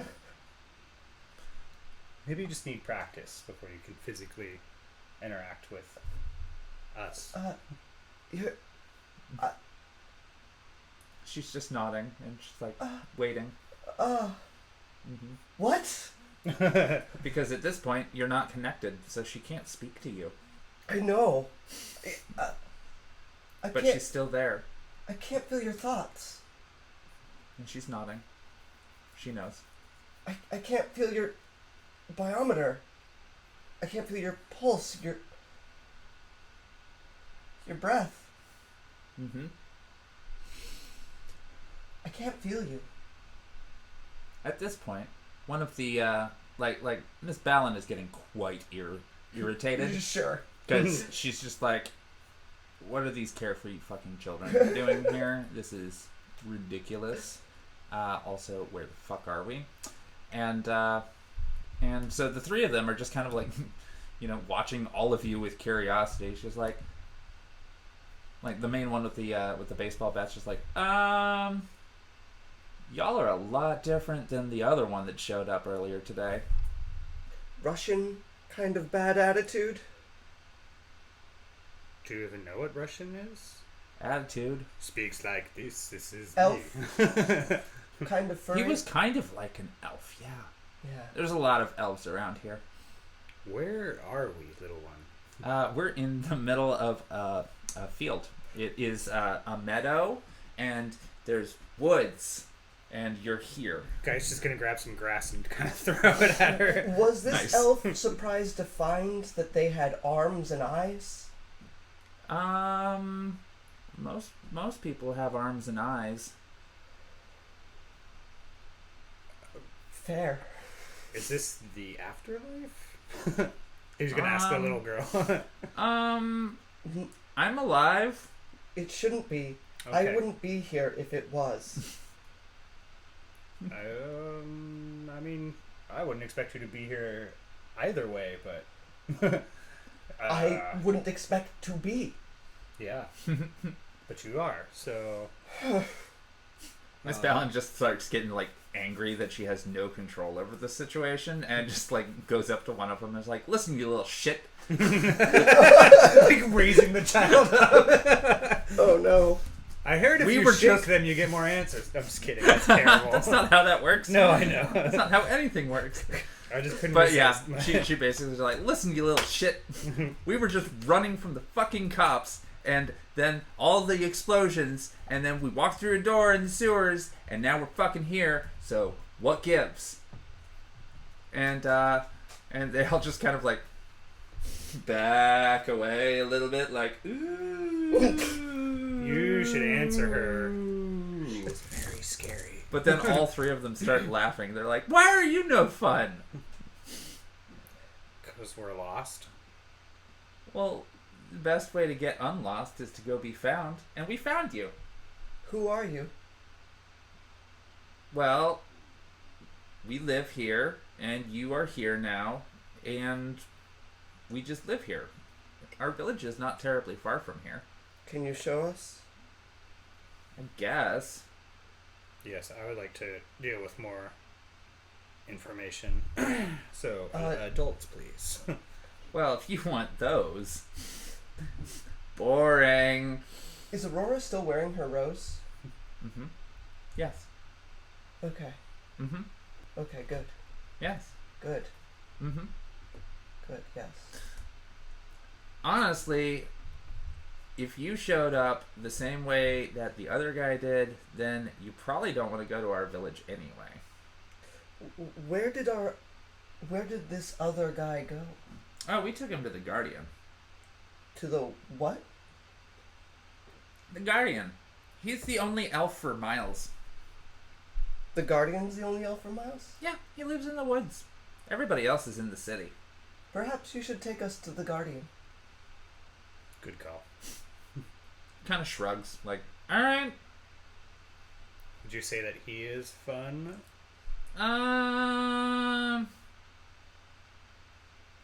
He's interesting. I wouldn't say he's fun. He's weird. Gheist just kind of leans over to ALISS. I'll take interesting over fun. Mm-hmm. But all of you are weird too, so, like, maybe you'll like him. I kind of apparate over towards the one with, like, the baseball bat. Sure. Does she have a baseball of any sort, or is it just a baseball bat? Just the bat. I try and move my hand through the bat. Cool. You move your hand through the bat. Literally through the bat. At the moment, you cannot sustain physical interaction or injury. I bet it'd be pretty fun for you to try and hit me with that bat. I don't think I can. Fair Worth a point. shot. Mm-hmm. Besides, I don't want to break you. You just got here. Comforting. And slightly terrifying. They giggle. Let's go towards this Guardian. They Yeah. pointed the direction, yeah. Cool. Yeah, so the other two just like scamper off in a direction, and the one with the baseball bat just like, and just kind of hangs back with y'all and walks that way. Yeah, so as we're walking, Gheist would like to try to find some small rocks. Like, Okay. Yeah. I mean, you're gonna find some every so often. You collecting? You starting a collection? He's just trying to grab like a little handful. That's fair. And then as they're walking, he's gonna kind of look at the little girl with the baseball bat. She's not that little. Well, I mean, Think a tween. I was thinking, You know? height-wise, little. Oh yeah. I mean, they're Yeah. definitely shorter than Balin. Yeah. Yeah. In which case, then Geist would not be towering over, but he would have to look down to Oh, make yeah. eye contact. Yeah, definitely. But yeah, he's just gonna be like, so do you know why they create those baseball bats that you're wielding? And she like looks at the bat and she's like, baseball? Yeah. Do you play it here? Play what? Baseball. I'm gonna say no. So as they're walking, Geist is going to kind of try to not explain the idea of the sport, but what the bat is used for. Nice. And like the proper stance. And then when she's got a good grasp of that, he's going to kind of toss a little rock to her to hit with the baseball bat. Okay, so you're gonna try to teach the fundamentals of baseball to somebody who has a baseball bat. Not really the fundamentals, but more just the Like, sport of hitting something thing. with the bat. Yeah. Cool. Yeah. Well, she has no problem hitting a rock. Yeah, exactly. Yeah, exactly. So, because he's like serving it to her, like, Like softball style. yeah, without the like crazy double arm spin thing. Yeah. No. They get that ball flying. Yeah, She they hits do. it. She hits it, and she's like, "That's fun." Yeah, that's what I used to do when I was a child. Oh, you were a kid? Yes, you're not Weird. just created as an adult. I was. Sometimes it happens. It happens. It's like 5%. He's making a number up. He doesn't know how often synthetic life forms occur. So, Unfortunately, we're not calculated in most censuses because many of us exist illegally. Mm-hmm. That would not be a comforting thought. It's not. So Miss Balin's gonna start quizzing the satyr that's left over. You said something about the city? How far away is it? We need to get back there. And they got nothing. They're just like, well, it's that way. Like, it's a really long ways away. I thought we were heading to the Guardian. Yeah. Yeah, she's like pointing at the city in a different direction. Yeah. But yeah, you're That's walking more- towards the tree line. I meant that more towards Balin, Mm-hmm. who's like asking about the city. Like, Yeah, we need to get back to the city. we're going this way and the city's that way. Like, no, let's go that way. Let's figure out what this guardian knows. Mm-hmm. They hopefully aren't. Hopefully, they have some idea of what to explain. So you get to the tree line, and then you see the other two satyrs, and they're basically chucking an apple back and forth. They're playing the game of catch. They found an apple. You should They hit got that to apple here with your faster than- baseball. What's We that? did- They got there faster than we Oh did. yeah, they totally ran up ahead. They're Oh, just okay. like whatever. The one with the baseball bat stuck with y'all. They'd be like, Oh, okay, I shit, gotcha, right I here. gotcha. And yeah, they're just chucking the apple back and forth, and and the one with the baseball bat's gonna look at Gheist and be like, oh, I have an idea. Mm-hmm. Uh-huh. Yep. We Cool. need to find an apple. They're like, no, they have one. And then she runs over and rejoins her friends. And as one of them is tossing the apple to the other one, she just interjects and slams it in the middle. And flat out, like, the apple just evaporates. Like, it's everywhere. And all three of them burst into laughter. They enjoyed the shit out of that. You were a good father, weren't you? I tried my best. And she runs back up to Gheist. What else can I hit? Almost anything, just not other living things. She kind of nods and shrugs. Like, okay, I guess that makes sense. Yeah. I guess that makes sense. Here, and he just kind of gives her the rest of the pebbles. Like, you could have your friends toss the rocks for you. Mm-hmm. You know, just make sure to take turns. It's not fair when one person hogs the best thing. Okay. Mm-hmm. Yeah. Sure. This way to the Guardian. She's just like, looks the path that she was headed down, and then looks back at her friends, and looks at you, and looks back at the path, and then looks at her friends. Do we just follow the path? And then she looks at the rocks. And then she looks at the bat, then looks back to you. And finally she says, yeah, that way. And then runs off with her friends. She's running off. What's your name? She's like, name? They don't have names, they just live here. Base. Good enough. Just continues to walk down the trail. Nice. Score. So, ALISS, Aurora, Balin, and Gheist are all walking down a path through dark woods. Dark woods. Mhm. Doo-doo-doo. Shooby-doo. And y'all keep going for a bit. Do you need to do anything while you're doing so? Looking around, talking amongst yourselves. Marveling at the greenery. Yes, seeing greenery. Still every second bamboozled by existing this way. Mm-hmm. Geist is gonna try his comm link just to see if there is any Wi-Fi out here. Nope. There is no signal. You detect nothing. There is no matrix. Have you looked at your deck yet? No, I was kind of thinking that would be his next step. As he is still carrying his pillowcase full of goods, and he's going to deposit his empty coffee cup in there, for if he ever goes back to the stump, he can return it. And then, yeah, from there, he's going to, like, swing his deck around and kind of open it up. Sweet. So when you swing your deck around from off of your back, you don't have a deck. What you have is an exceptionally large book, a tome, if you would.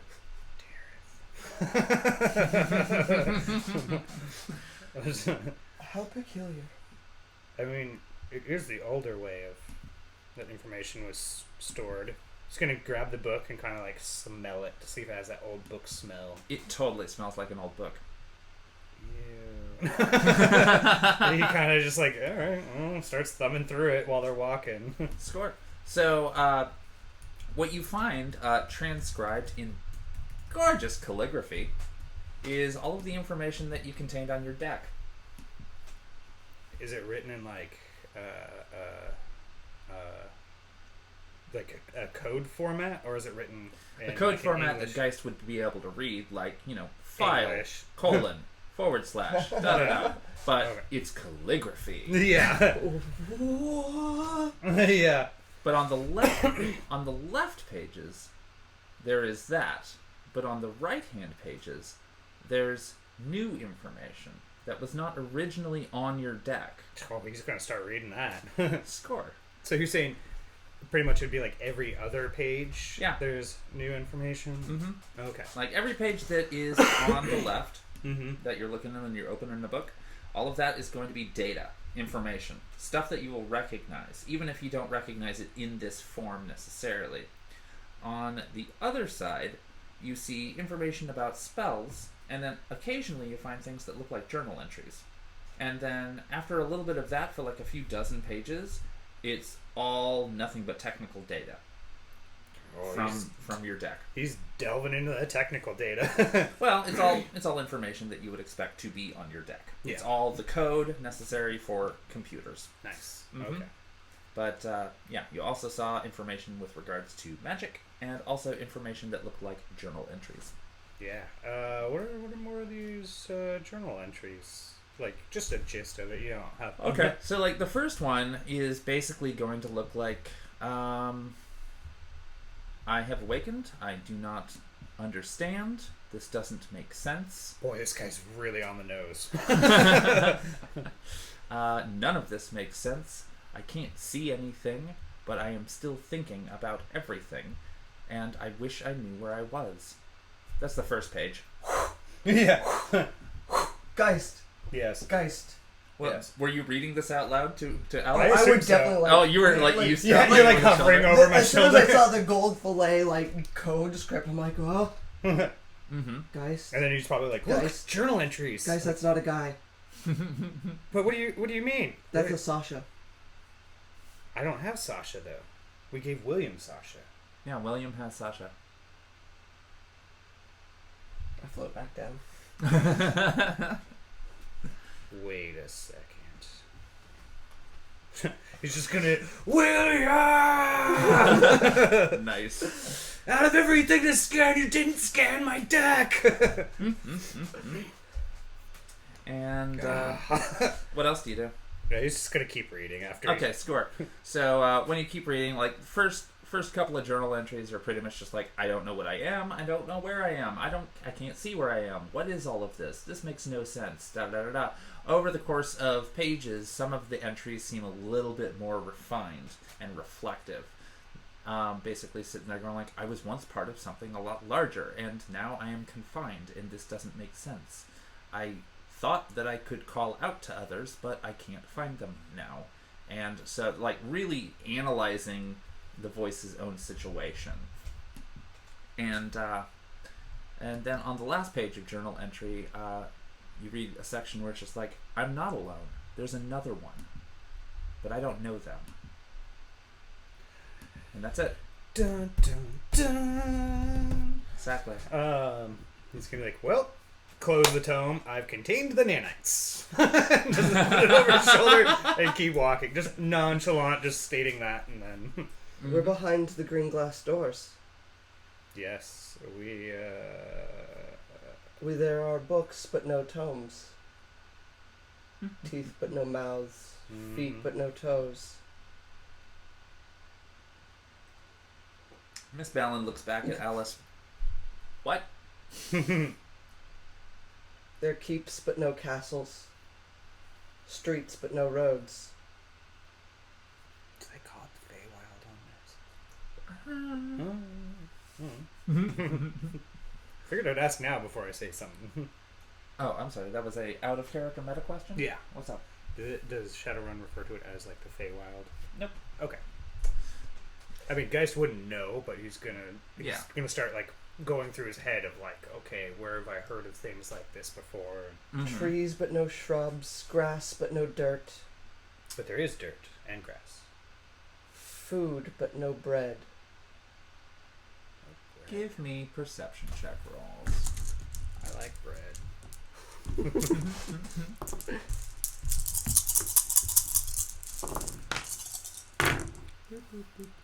Ba-da-da. What? 2 hits, 1 glitch. All right. I have 4 hits, 1 glitch. All right. Then, Gheist, you can hear a noise in the distance. In the woods. Does it sound like... I mean, the first thing that he would probably stop to listen for is, does it sound mechanical? It does not. It sounds like a bunch of voices. You cannot make out what they're saying. Knowing that he probably does not have a gun, he's gonna draw his gun and his knife. Sure. Both wooden. Damn it. No, the knife is still a knife. And the gun is still a gun, but it is not nearly as technologically developed as it once was. Oh no, do I have to buy gunpowder? Oh no. I imagine at this You point... can check the bullets Yeah. if you're concerned. Yeah. Aurora would check her 2 guns, the giant crime tingler taser and the HK handgun. Excellent. So what you're going to find is that they are more primitive versions of those same things. However, if you were to inspect like bonus options such as tasers, you would find that there seems to be a you would be able to tell that there appears to be a magical lightning component to them. So But they are not technically tasers anymore. Oh. kind of a big crossbow then, like a little dart. No, not a big crossbow. It's still a gun. Okay. Like, there is steel happening here. It's just not... It's not composite steel with, like, you know, matrix accessibility and insta-fire kill and shit like that. Sure. It's just like, nope, it's a little bit more simpler. You're going to have to actually remember how to aim. Oh, that samurai did me some goods. Mm-hmm. And the voices are getting closer, and they sound angry about something. There are a lot of angry people approaching. Perhaps we should continue in a more hurried pace. Agreed. Alan's like, fine with me, and y'all book it. Start jogging. Did astraling... Yeah, I picture you're just kind of like... Yeah, you could float, you could Just pretend to walk, you could do T-posing whatever my you way want. through it. Yeah. I don't have a walking animation yet. I haven't scripted that. Never needed one. Yeah. It's pretty much just standing and then reappearing somewhere else and standing there. Or lounging on Robbie's lap. Oh, man. You could totally just be like... kick back and just like like floating forward. I'm too amazed with my experience to relax. I'm like floating forward, marveling at my body. Just passing through trees. Yeah. Nice. Oh, that's awesome. So, you continue along the path, and it's getting closer. Are we heading to the voices? You could roll to find that out. I would like to roll to find that out. Mm-hmm. Yeah. Yay! Nice. That one was not included. So that is 3 hits, 1 glitch. Excellent. You're running towards them. We're running towards them! Why is the Guardian angry? We don't have anyone with us that could answer that. Maybe Yeah. they don't like visitors? Yeah, kind of left behind your only guides. I figured they wanted But to you play gave them an baseball. awesome distraction. So, Yeah. I mean, like, they went with it. Perhaps we should slow our pace. Mm-hmm. Approach more cautiously. Yeah. Gheist is going to be like, balance. We're heading towards the voices. Helen's like, what? Of course. And, like, actually focuses for a moment because she has better hearing than all of you. Yep. That's fair. Oh, yeah. Oh, yeah. She's very aware of, like, oh, shit. They're really close. In fact, screeches to a halt. Y'all are now in a small clearing in a fork in the road. And there is a tiny little creature in the fork in the road. Kill it with fire. Well, Wait. it looks... Not really. It looks like it's about 2 feet tall, and it's got kind of a like it's got muscle, but it's got kind of a wiry frame, but it has the most comically, like outrageously disproportionate parts. Like so, it's very very very very cute, like you know somewhat goblin in shape, but His feet are enormous. Like, nobody should have feet like that. And his hands are just, like, ridiculous. He's got a gigantic nose that protrudes, like, maybe a good 6 inches away from his face. And he's wearing a red, like, sack as clothing. And he's got mussed up and crazy hair.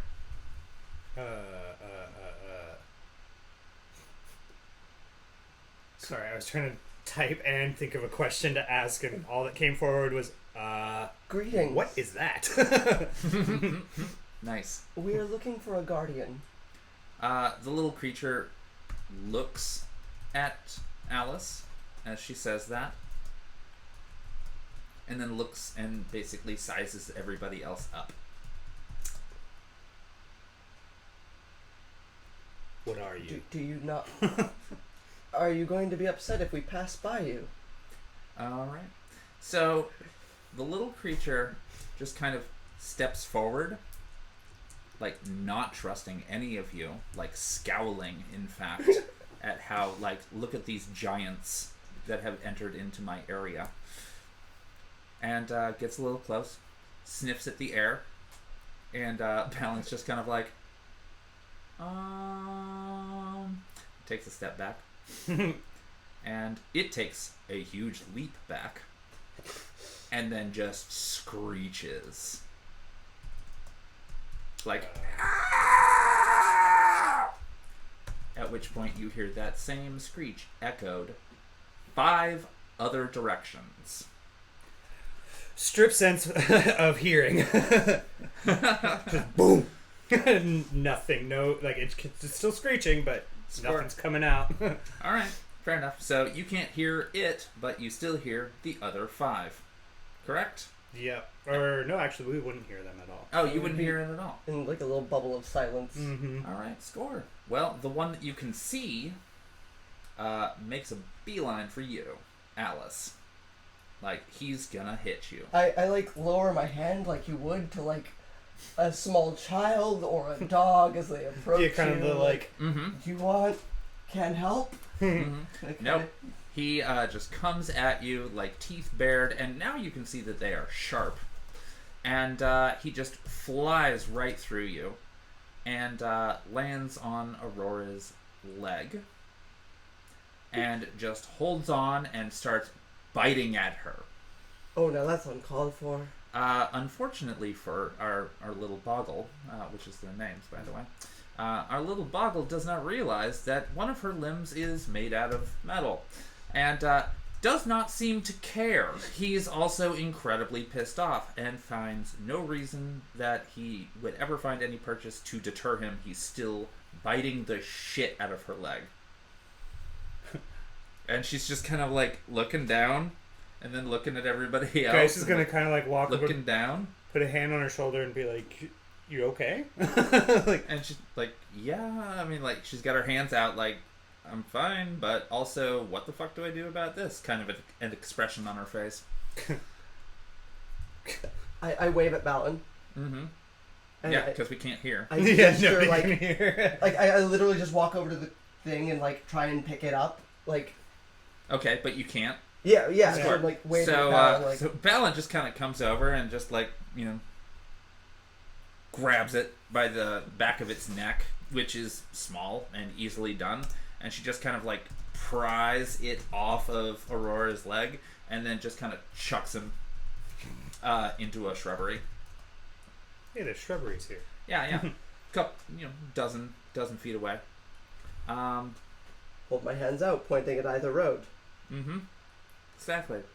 And down one of the roads, you can see that there are 3 other of these creatures running for you, and they look fucking pissed. I point towards the other way on the road. And down the other fork, you can see that there are Guys, 2 it's like- more. And they are pissed. You can tell that they are fucking pissed about something. But their oversized feet and limbs and noses and heads and all disproportioned, it looks hilarious. But they're just so angry and running at us. But they are so angry. They're not tripping over themselves. They are very just like You exist. Okay, yeah. I just shrug at everyone. Like, I don't... I kind of move in front of everyone and lower my hands down to either side, just like, I'm here. Cool. I'm going to shoot one of them. Do it to it. All right. Yeah, Gheist is just like, just fires. I think of the, because you said there's 2 and then 3. Yep. Off to your left, there are 2. Off to your right, there are 3. They are a good 20 feet away, and somewhere in the shrubbery is the other one. Guy's just gonna try to shoot one of the 3, like whoever is closer out of the 3, he's gonna aim for that one. Okay. Just kind of like, let's see how you react when one of you dies. Okay. You're already attacking us, so.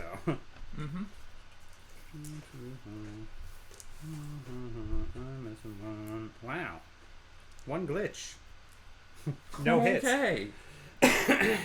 What's All this right. new kind of confounded gun situation work? Well, so basically, let me just be perfectly clear. All of your stats are going to be the same. Yeah, I assumed as You know. much. That's But I'm not changing that much. But so with your 1 glitch, you wind up like aiming too low, and so you wind up shooting at their feet, the one that's in front, and they're just gonna like look at the fact that the dirt just exploded for some strange reason when you pointed something at him. he's gonna kind of wave the gun. Score. Because we're still in the non-sound thing, Yeah. so he's trying to communicate with. All 3 of them kind of halt and like look at you, and then look at the explosion on the ground, and then you find it kind of surprising, but now they look even more pissed off, and then they continue barreling down the Worth a fucking shot. road. Literally worth a shot. Yep. And they are coming for you. They have closed the distance. They are 10 feet away, as are the ones on the left-hand path. Do I have to reload? No. Okay. No, you do not. I try and distract him as much as I can. Yeah, I'm gonna try to fire another one. Add another one. Score. Also, for the sake of combat, ALISS, you can also control Aurora. Okay. Here. Stellar. Yeah. Roleplay, I will do some stuff. But for the sake of combat, you should be able to have a connection with your wife. Okay, great. Even if you are not technically connected. Stellar. Then she will be firing the Tingler at one of the 2. Yeah. Excellent. Fire the One of the 2 on the left. I'm going back for the 3 on the right. Sounds good. Oh goodness! I'm gonna spend a point of edge to roll that 5 Oh, you totally should, because he has 2 hits. glitches. 3. Well, there you go. But yeah, I definitely don't want any of that garbage.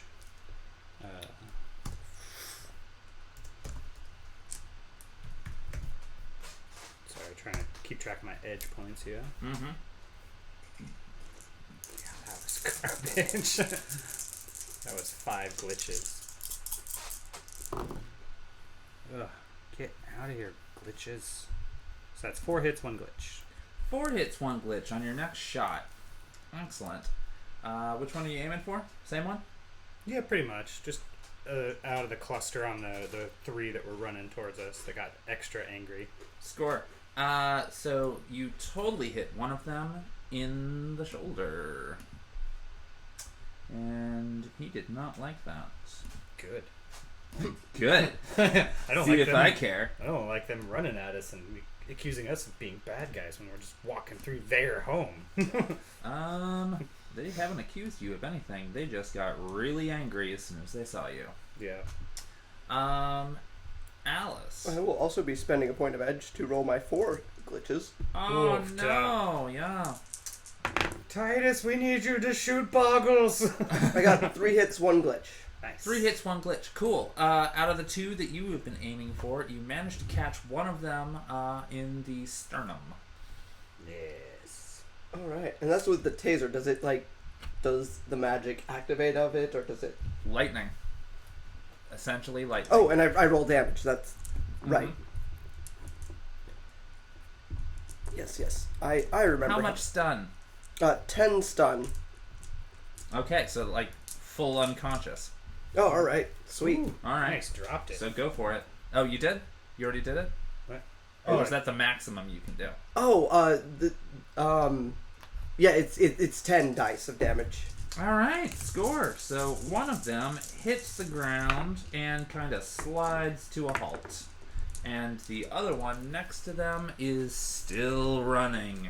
And even more pissed off because he just saw one of his compatriots go down. And they have closed the gap to 5 feet away from you.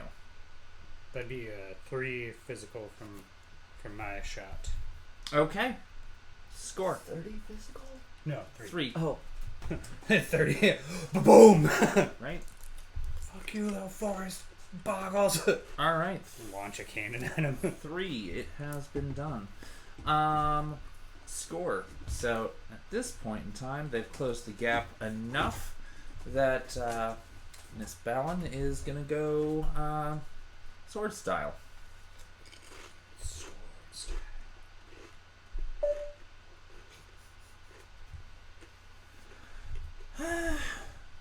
Seen worse. Score. Especially tonight. Yeah. So she's going to step off to the right, where the 3 are incoming, and the one that has already been injured by Gheist, she's going to go ahead and do a hard cleave in its general head direction because they are so short. They are so incredibly short and so incredibly quick. Then she's like, I guess it's a headshot. And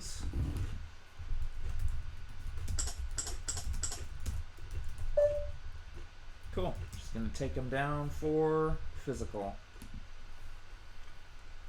Is it dead yet? Nope. Damn. Score. Who's next? I guess you go, then me, then Balin. Oh, I suppose the goblin, the boggle's already closed. Yeah, no, they gotta get a little bit closer. Oh, okay. Yeah, they're within 5 feet. Ooh, wait a second. 5 feet, huh? What you thinking there, guys? Thinking I might start trying to stab some mofos. You're not gonna use any magic? I mean...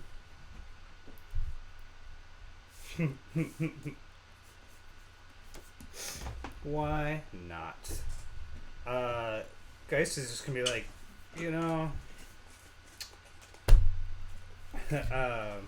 only because we've not actually discussed what we wanted the reagent to be for mob control. Oh, yeah. But he is going to totally line of sight all 5 of them. Okay. And make them bite each other. Like they're gonna murder each other instead of us. All right. It's just like, I've had enough. You have to roll for that? They actually roll to lessen the extent in which they are controlled. Okay. And how are they supposed to be rolling? I believe it is...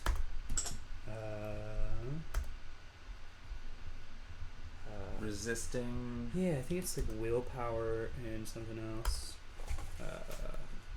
Okay.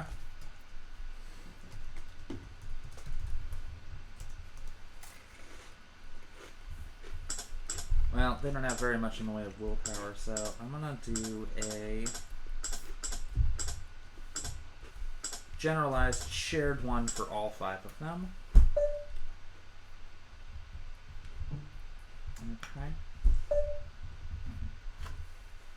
Okay. You have successfully mob controlled all of the boggles, except for the one that you cannot see, who got chucked into the bushes.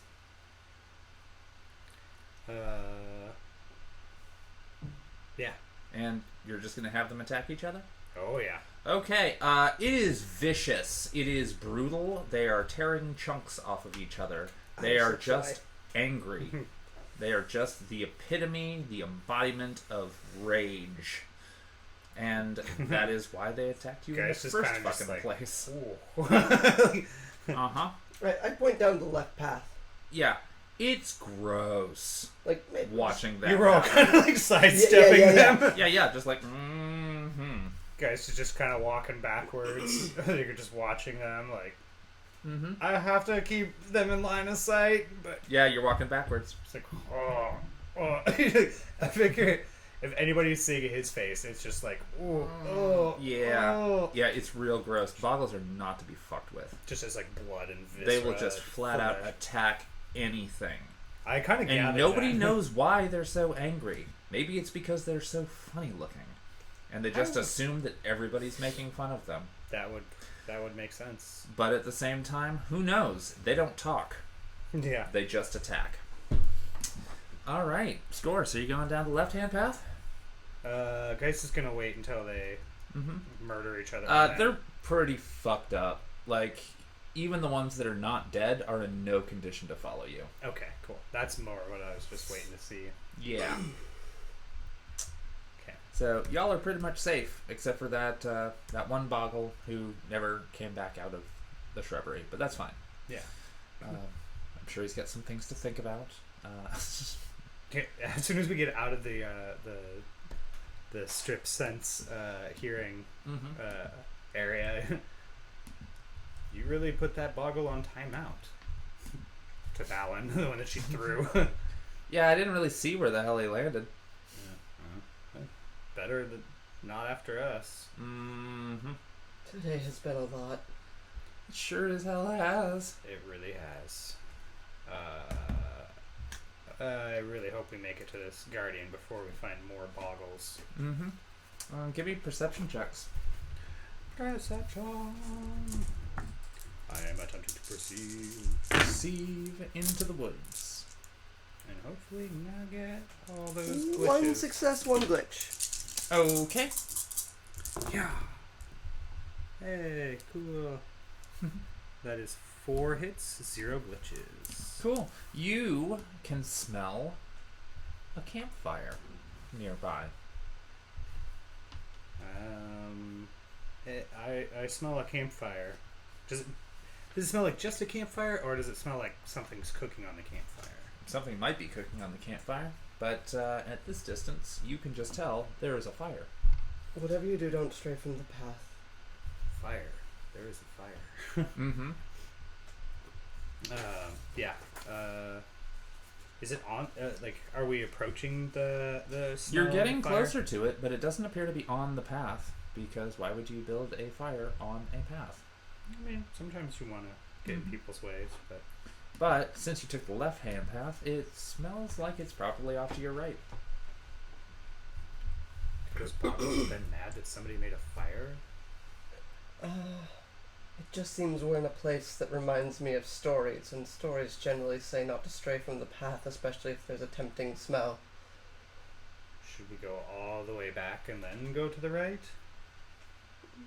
Because, I mean, we don't even know if we chose the right path. We don't.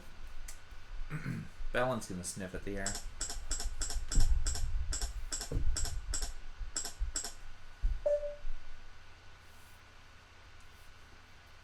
Smells good. I think somebody's making dinner. That's definitely not a good sign. I'm gonna check it out.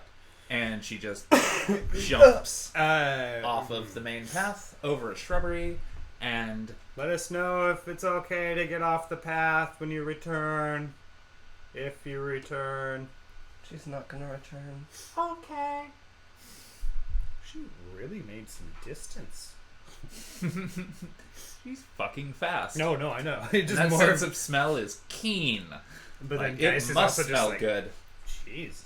Jumped over a shrub and ran. Is there something about the way I offer advice that makes people want to immediately ignore it? Gheist kind of puts his hand to your head. He's like, just a little bit.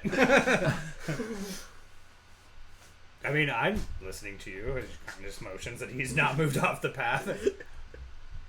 Well, After a little bit, you can hear the clomping on her way back, and she just like vaults over the exact same shrubberies.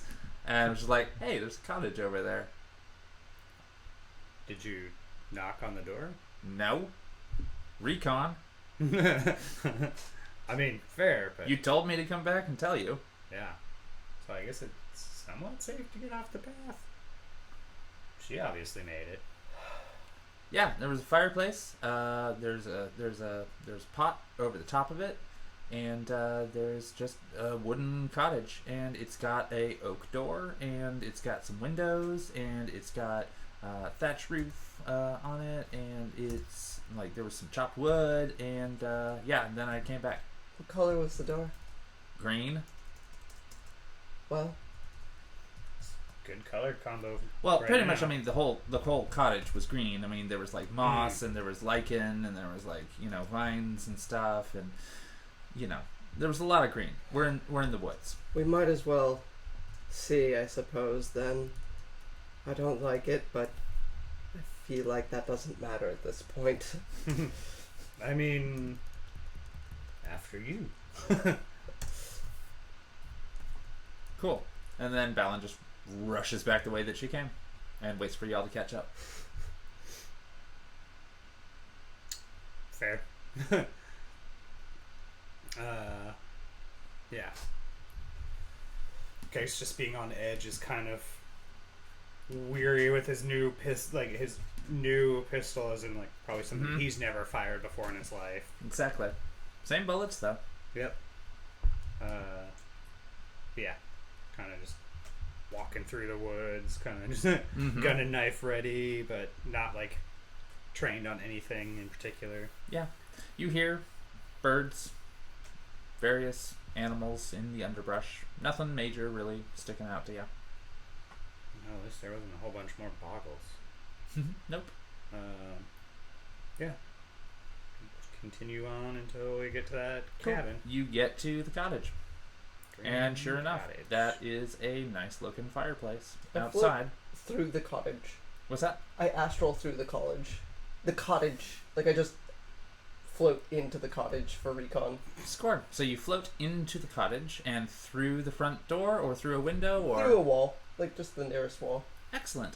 So you see an elf at a table dressed in immaculate garb.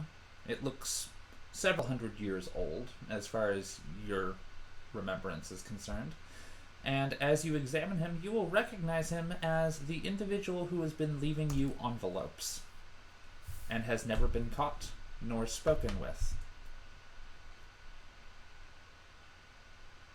I just float outside. I like just stand He's there. reading a book. I stand there kind of in shock, and then just slowly float backwards. To the Homer Simpson into the bush. Yeah, the Homer Simpson into the bush through the wall, just back to the people. Elf's in there. He looks old. He's the guy who's been leaving me notes. He does not look old. Oh, he doesn't look old. Ancient garb, though. Yes. There you go. Score. Well, at least we're gonna solve that mystery. All right. And Balin just walks up to the door and we're like, bam, bam, bam, bam, bam. And waits for him to open it. I'd like to just kind of peek over what's cooking on the fireplace. It appears to be a stew.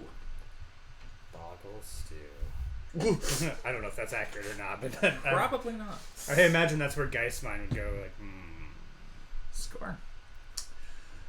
And so the door opens a moment later, and then he's standing there holding onto his book that he was just reading, and he's just like, well, you accepted my invitation. That's wonderful. And then kind of looks behind Balin to see any of you. Are you in clear sight? I mean, yeah. After kind of just like looking at the stew, Yeah, Score. Geist kind of like starts heading Just- towards the door. Million-mile stare, though. Just blank. The shock has been too much. There's just overwhelmed. So he he smiles and he's just like, oh, good. You all made it. That's fantastic. Come on inside. Did your I've almost got dinner ready. Sure, why not? Did your book used to be a computer? And he looks at his book and thinks, no, it's a book. My book used to be a computer. Yes. Bottles, but no cans. And he's just like, please. And then he leaves the door. Like, it's just hanging wide open. And he just moves into another room. Well, I would like to go inside. Cookies, as but no to, cake. not be susceptible to more boggles. I would like a barrier between me and more boggles. Sleet and no rain. You guys just kind of start walking in at that point. Fallon just goes in. She's like, all right, then fine. Better than those assholes out there. Just gonna kind of like hold the door open for Aurora. Yeah, Aurora's just like, all right, and just goes in. And then just Alice will closes just the door. float through the wall again. That looks like so much fun. And you can hear his voice from another room. Like, you're in an open foyer, like the floor and the walls, they're completely made of wood, and there's a small fireplace going. This is a small one. But that's not where the majority of the heat seems to be coming from. It's coming from this other room, and he calls over, and he's just like, come on in, we're almost ready to get started. Beer, but no ale. A fleet, but no navy. Who's we? Is A Balin moon, already, like, but no going sun. in the other Now room? Balin starts headed towards there and curiously looks around the corner, and then is just kind of like, oh, didn't expect to find you here, and then just walks in. Steel, but no iron. Gheist kind of like peeks his head around before actually walking in. Cool. Critters, So you but peek no your beasts. head around, and Gheist sees Tytus lounging in a chair, drinking something in a glass. Stools, but no tables. And Aurora follows Gheist into the room and kind of motions for Alice. Alice kind of floats in. Glasses, but no tumblers. There are tumblers on the table, the elf says. And please, like, there's a cask in the center of the table, and he's like, please, enjoy yourselves. I mean, like, dinner is almost ready, and then we can get down to business. And yeah, it's curious that it took you all so long to show up. I mean, Tytus showed up much earlier. Brass, but no bronze. I feel like,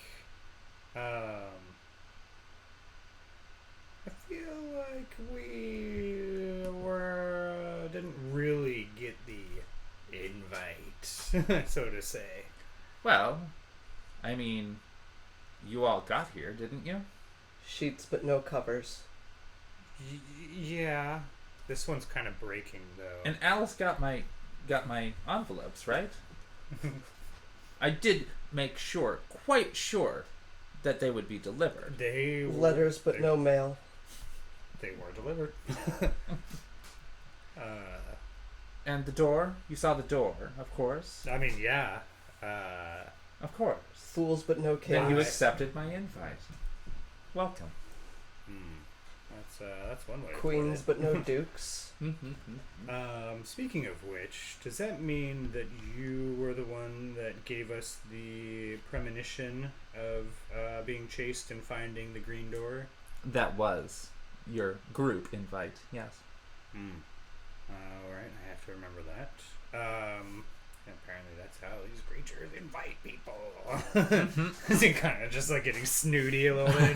Arrows, but no I didn't bows. know that's an invite. I thought that was just a, hey guys, you might need to run. Here's a green door. But then also he's going to be like, how did you cross to somebody who is not flesh? He just kind of points like this. Boots, but towards no Alice. shoes. At this point, them? I'm going to say that Tytus perks up and is like, Gheist, you ask too many questions. Well, I did write a thesis on this whole thing, so this is actually kind of a leaping point. So, So, in any event, we're going to leave it at that. That is the end of our session for today. You have been reunited in this stranger's house who has been annoying y'all for pretty much the entire time you've been playing. yeah. Cottages, but no houses. Oh, it's a house. It's a home. And thank you, everybody who joined us today. We're Yes, going to thank you. call it quits for this go-round. And next time we get back for the next City of Thorns, we're going to have a lovely surprise for you. Not only will Johnny be back, but we're going to have a small breakout session before we rejoin our runners, in which we talk about all of the show so far and what our favorite parts are, maybe what things we've been interested in more of, and how the story is now that we find our runners to be strangers in a strange land.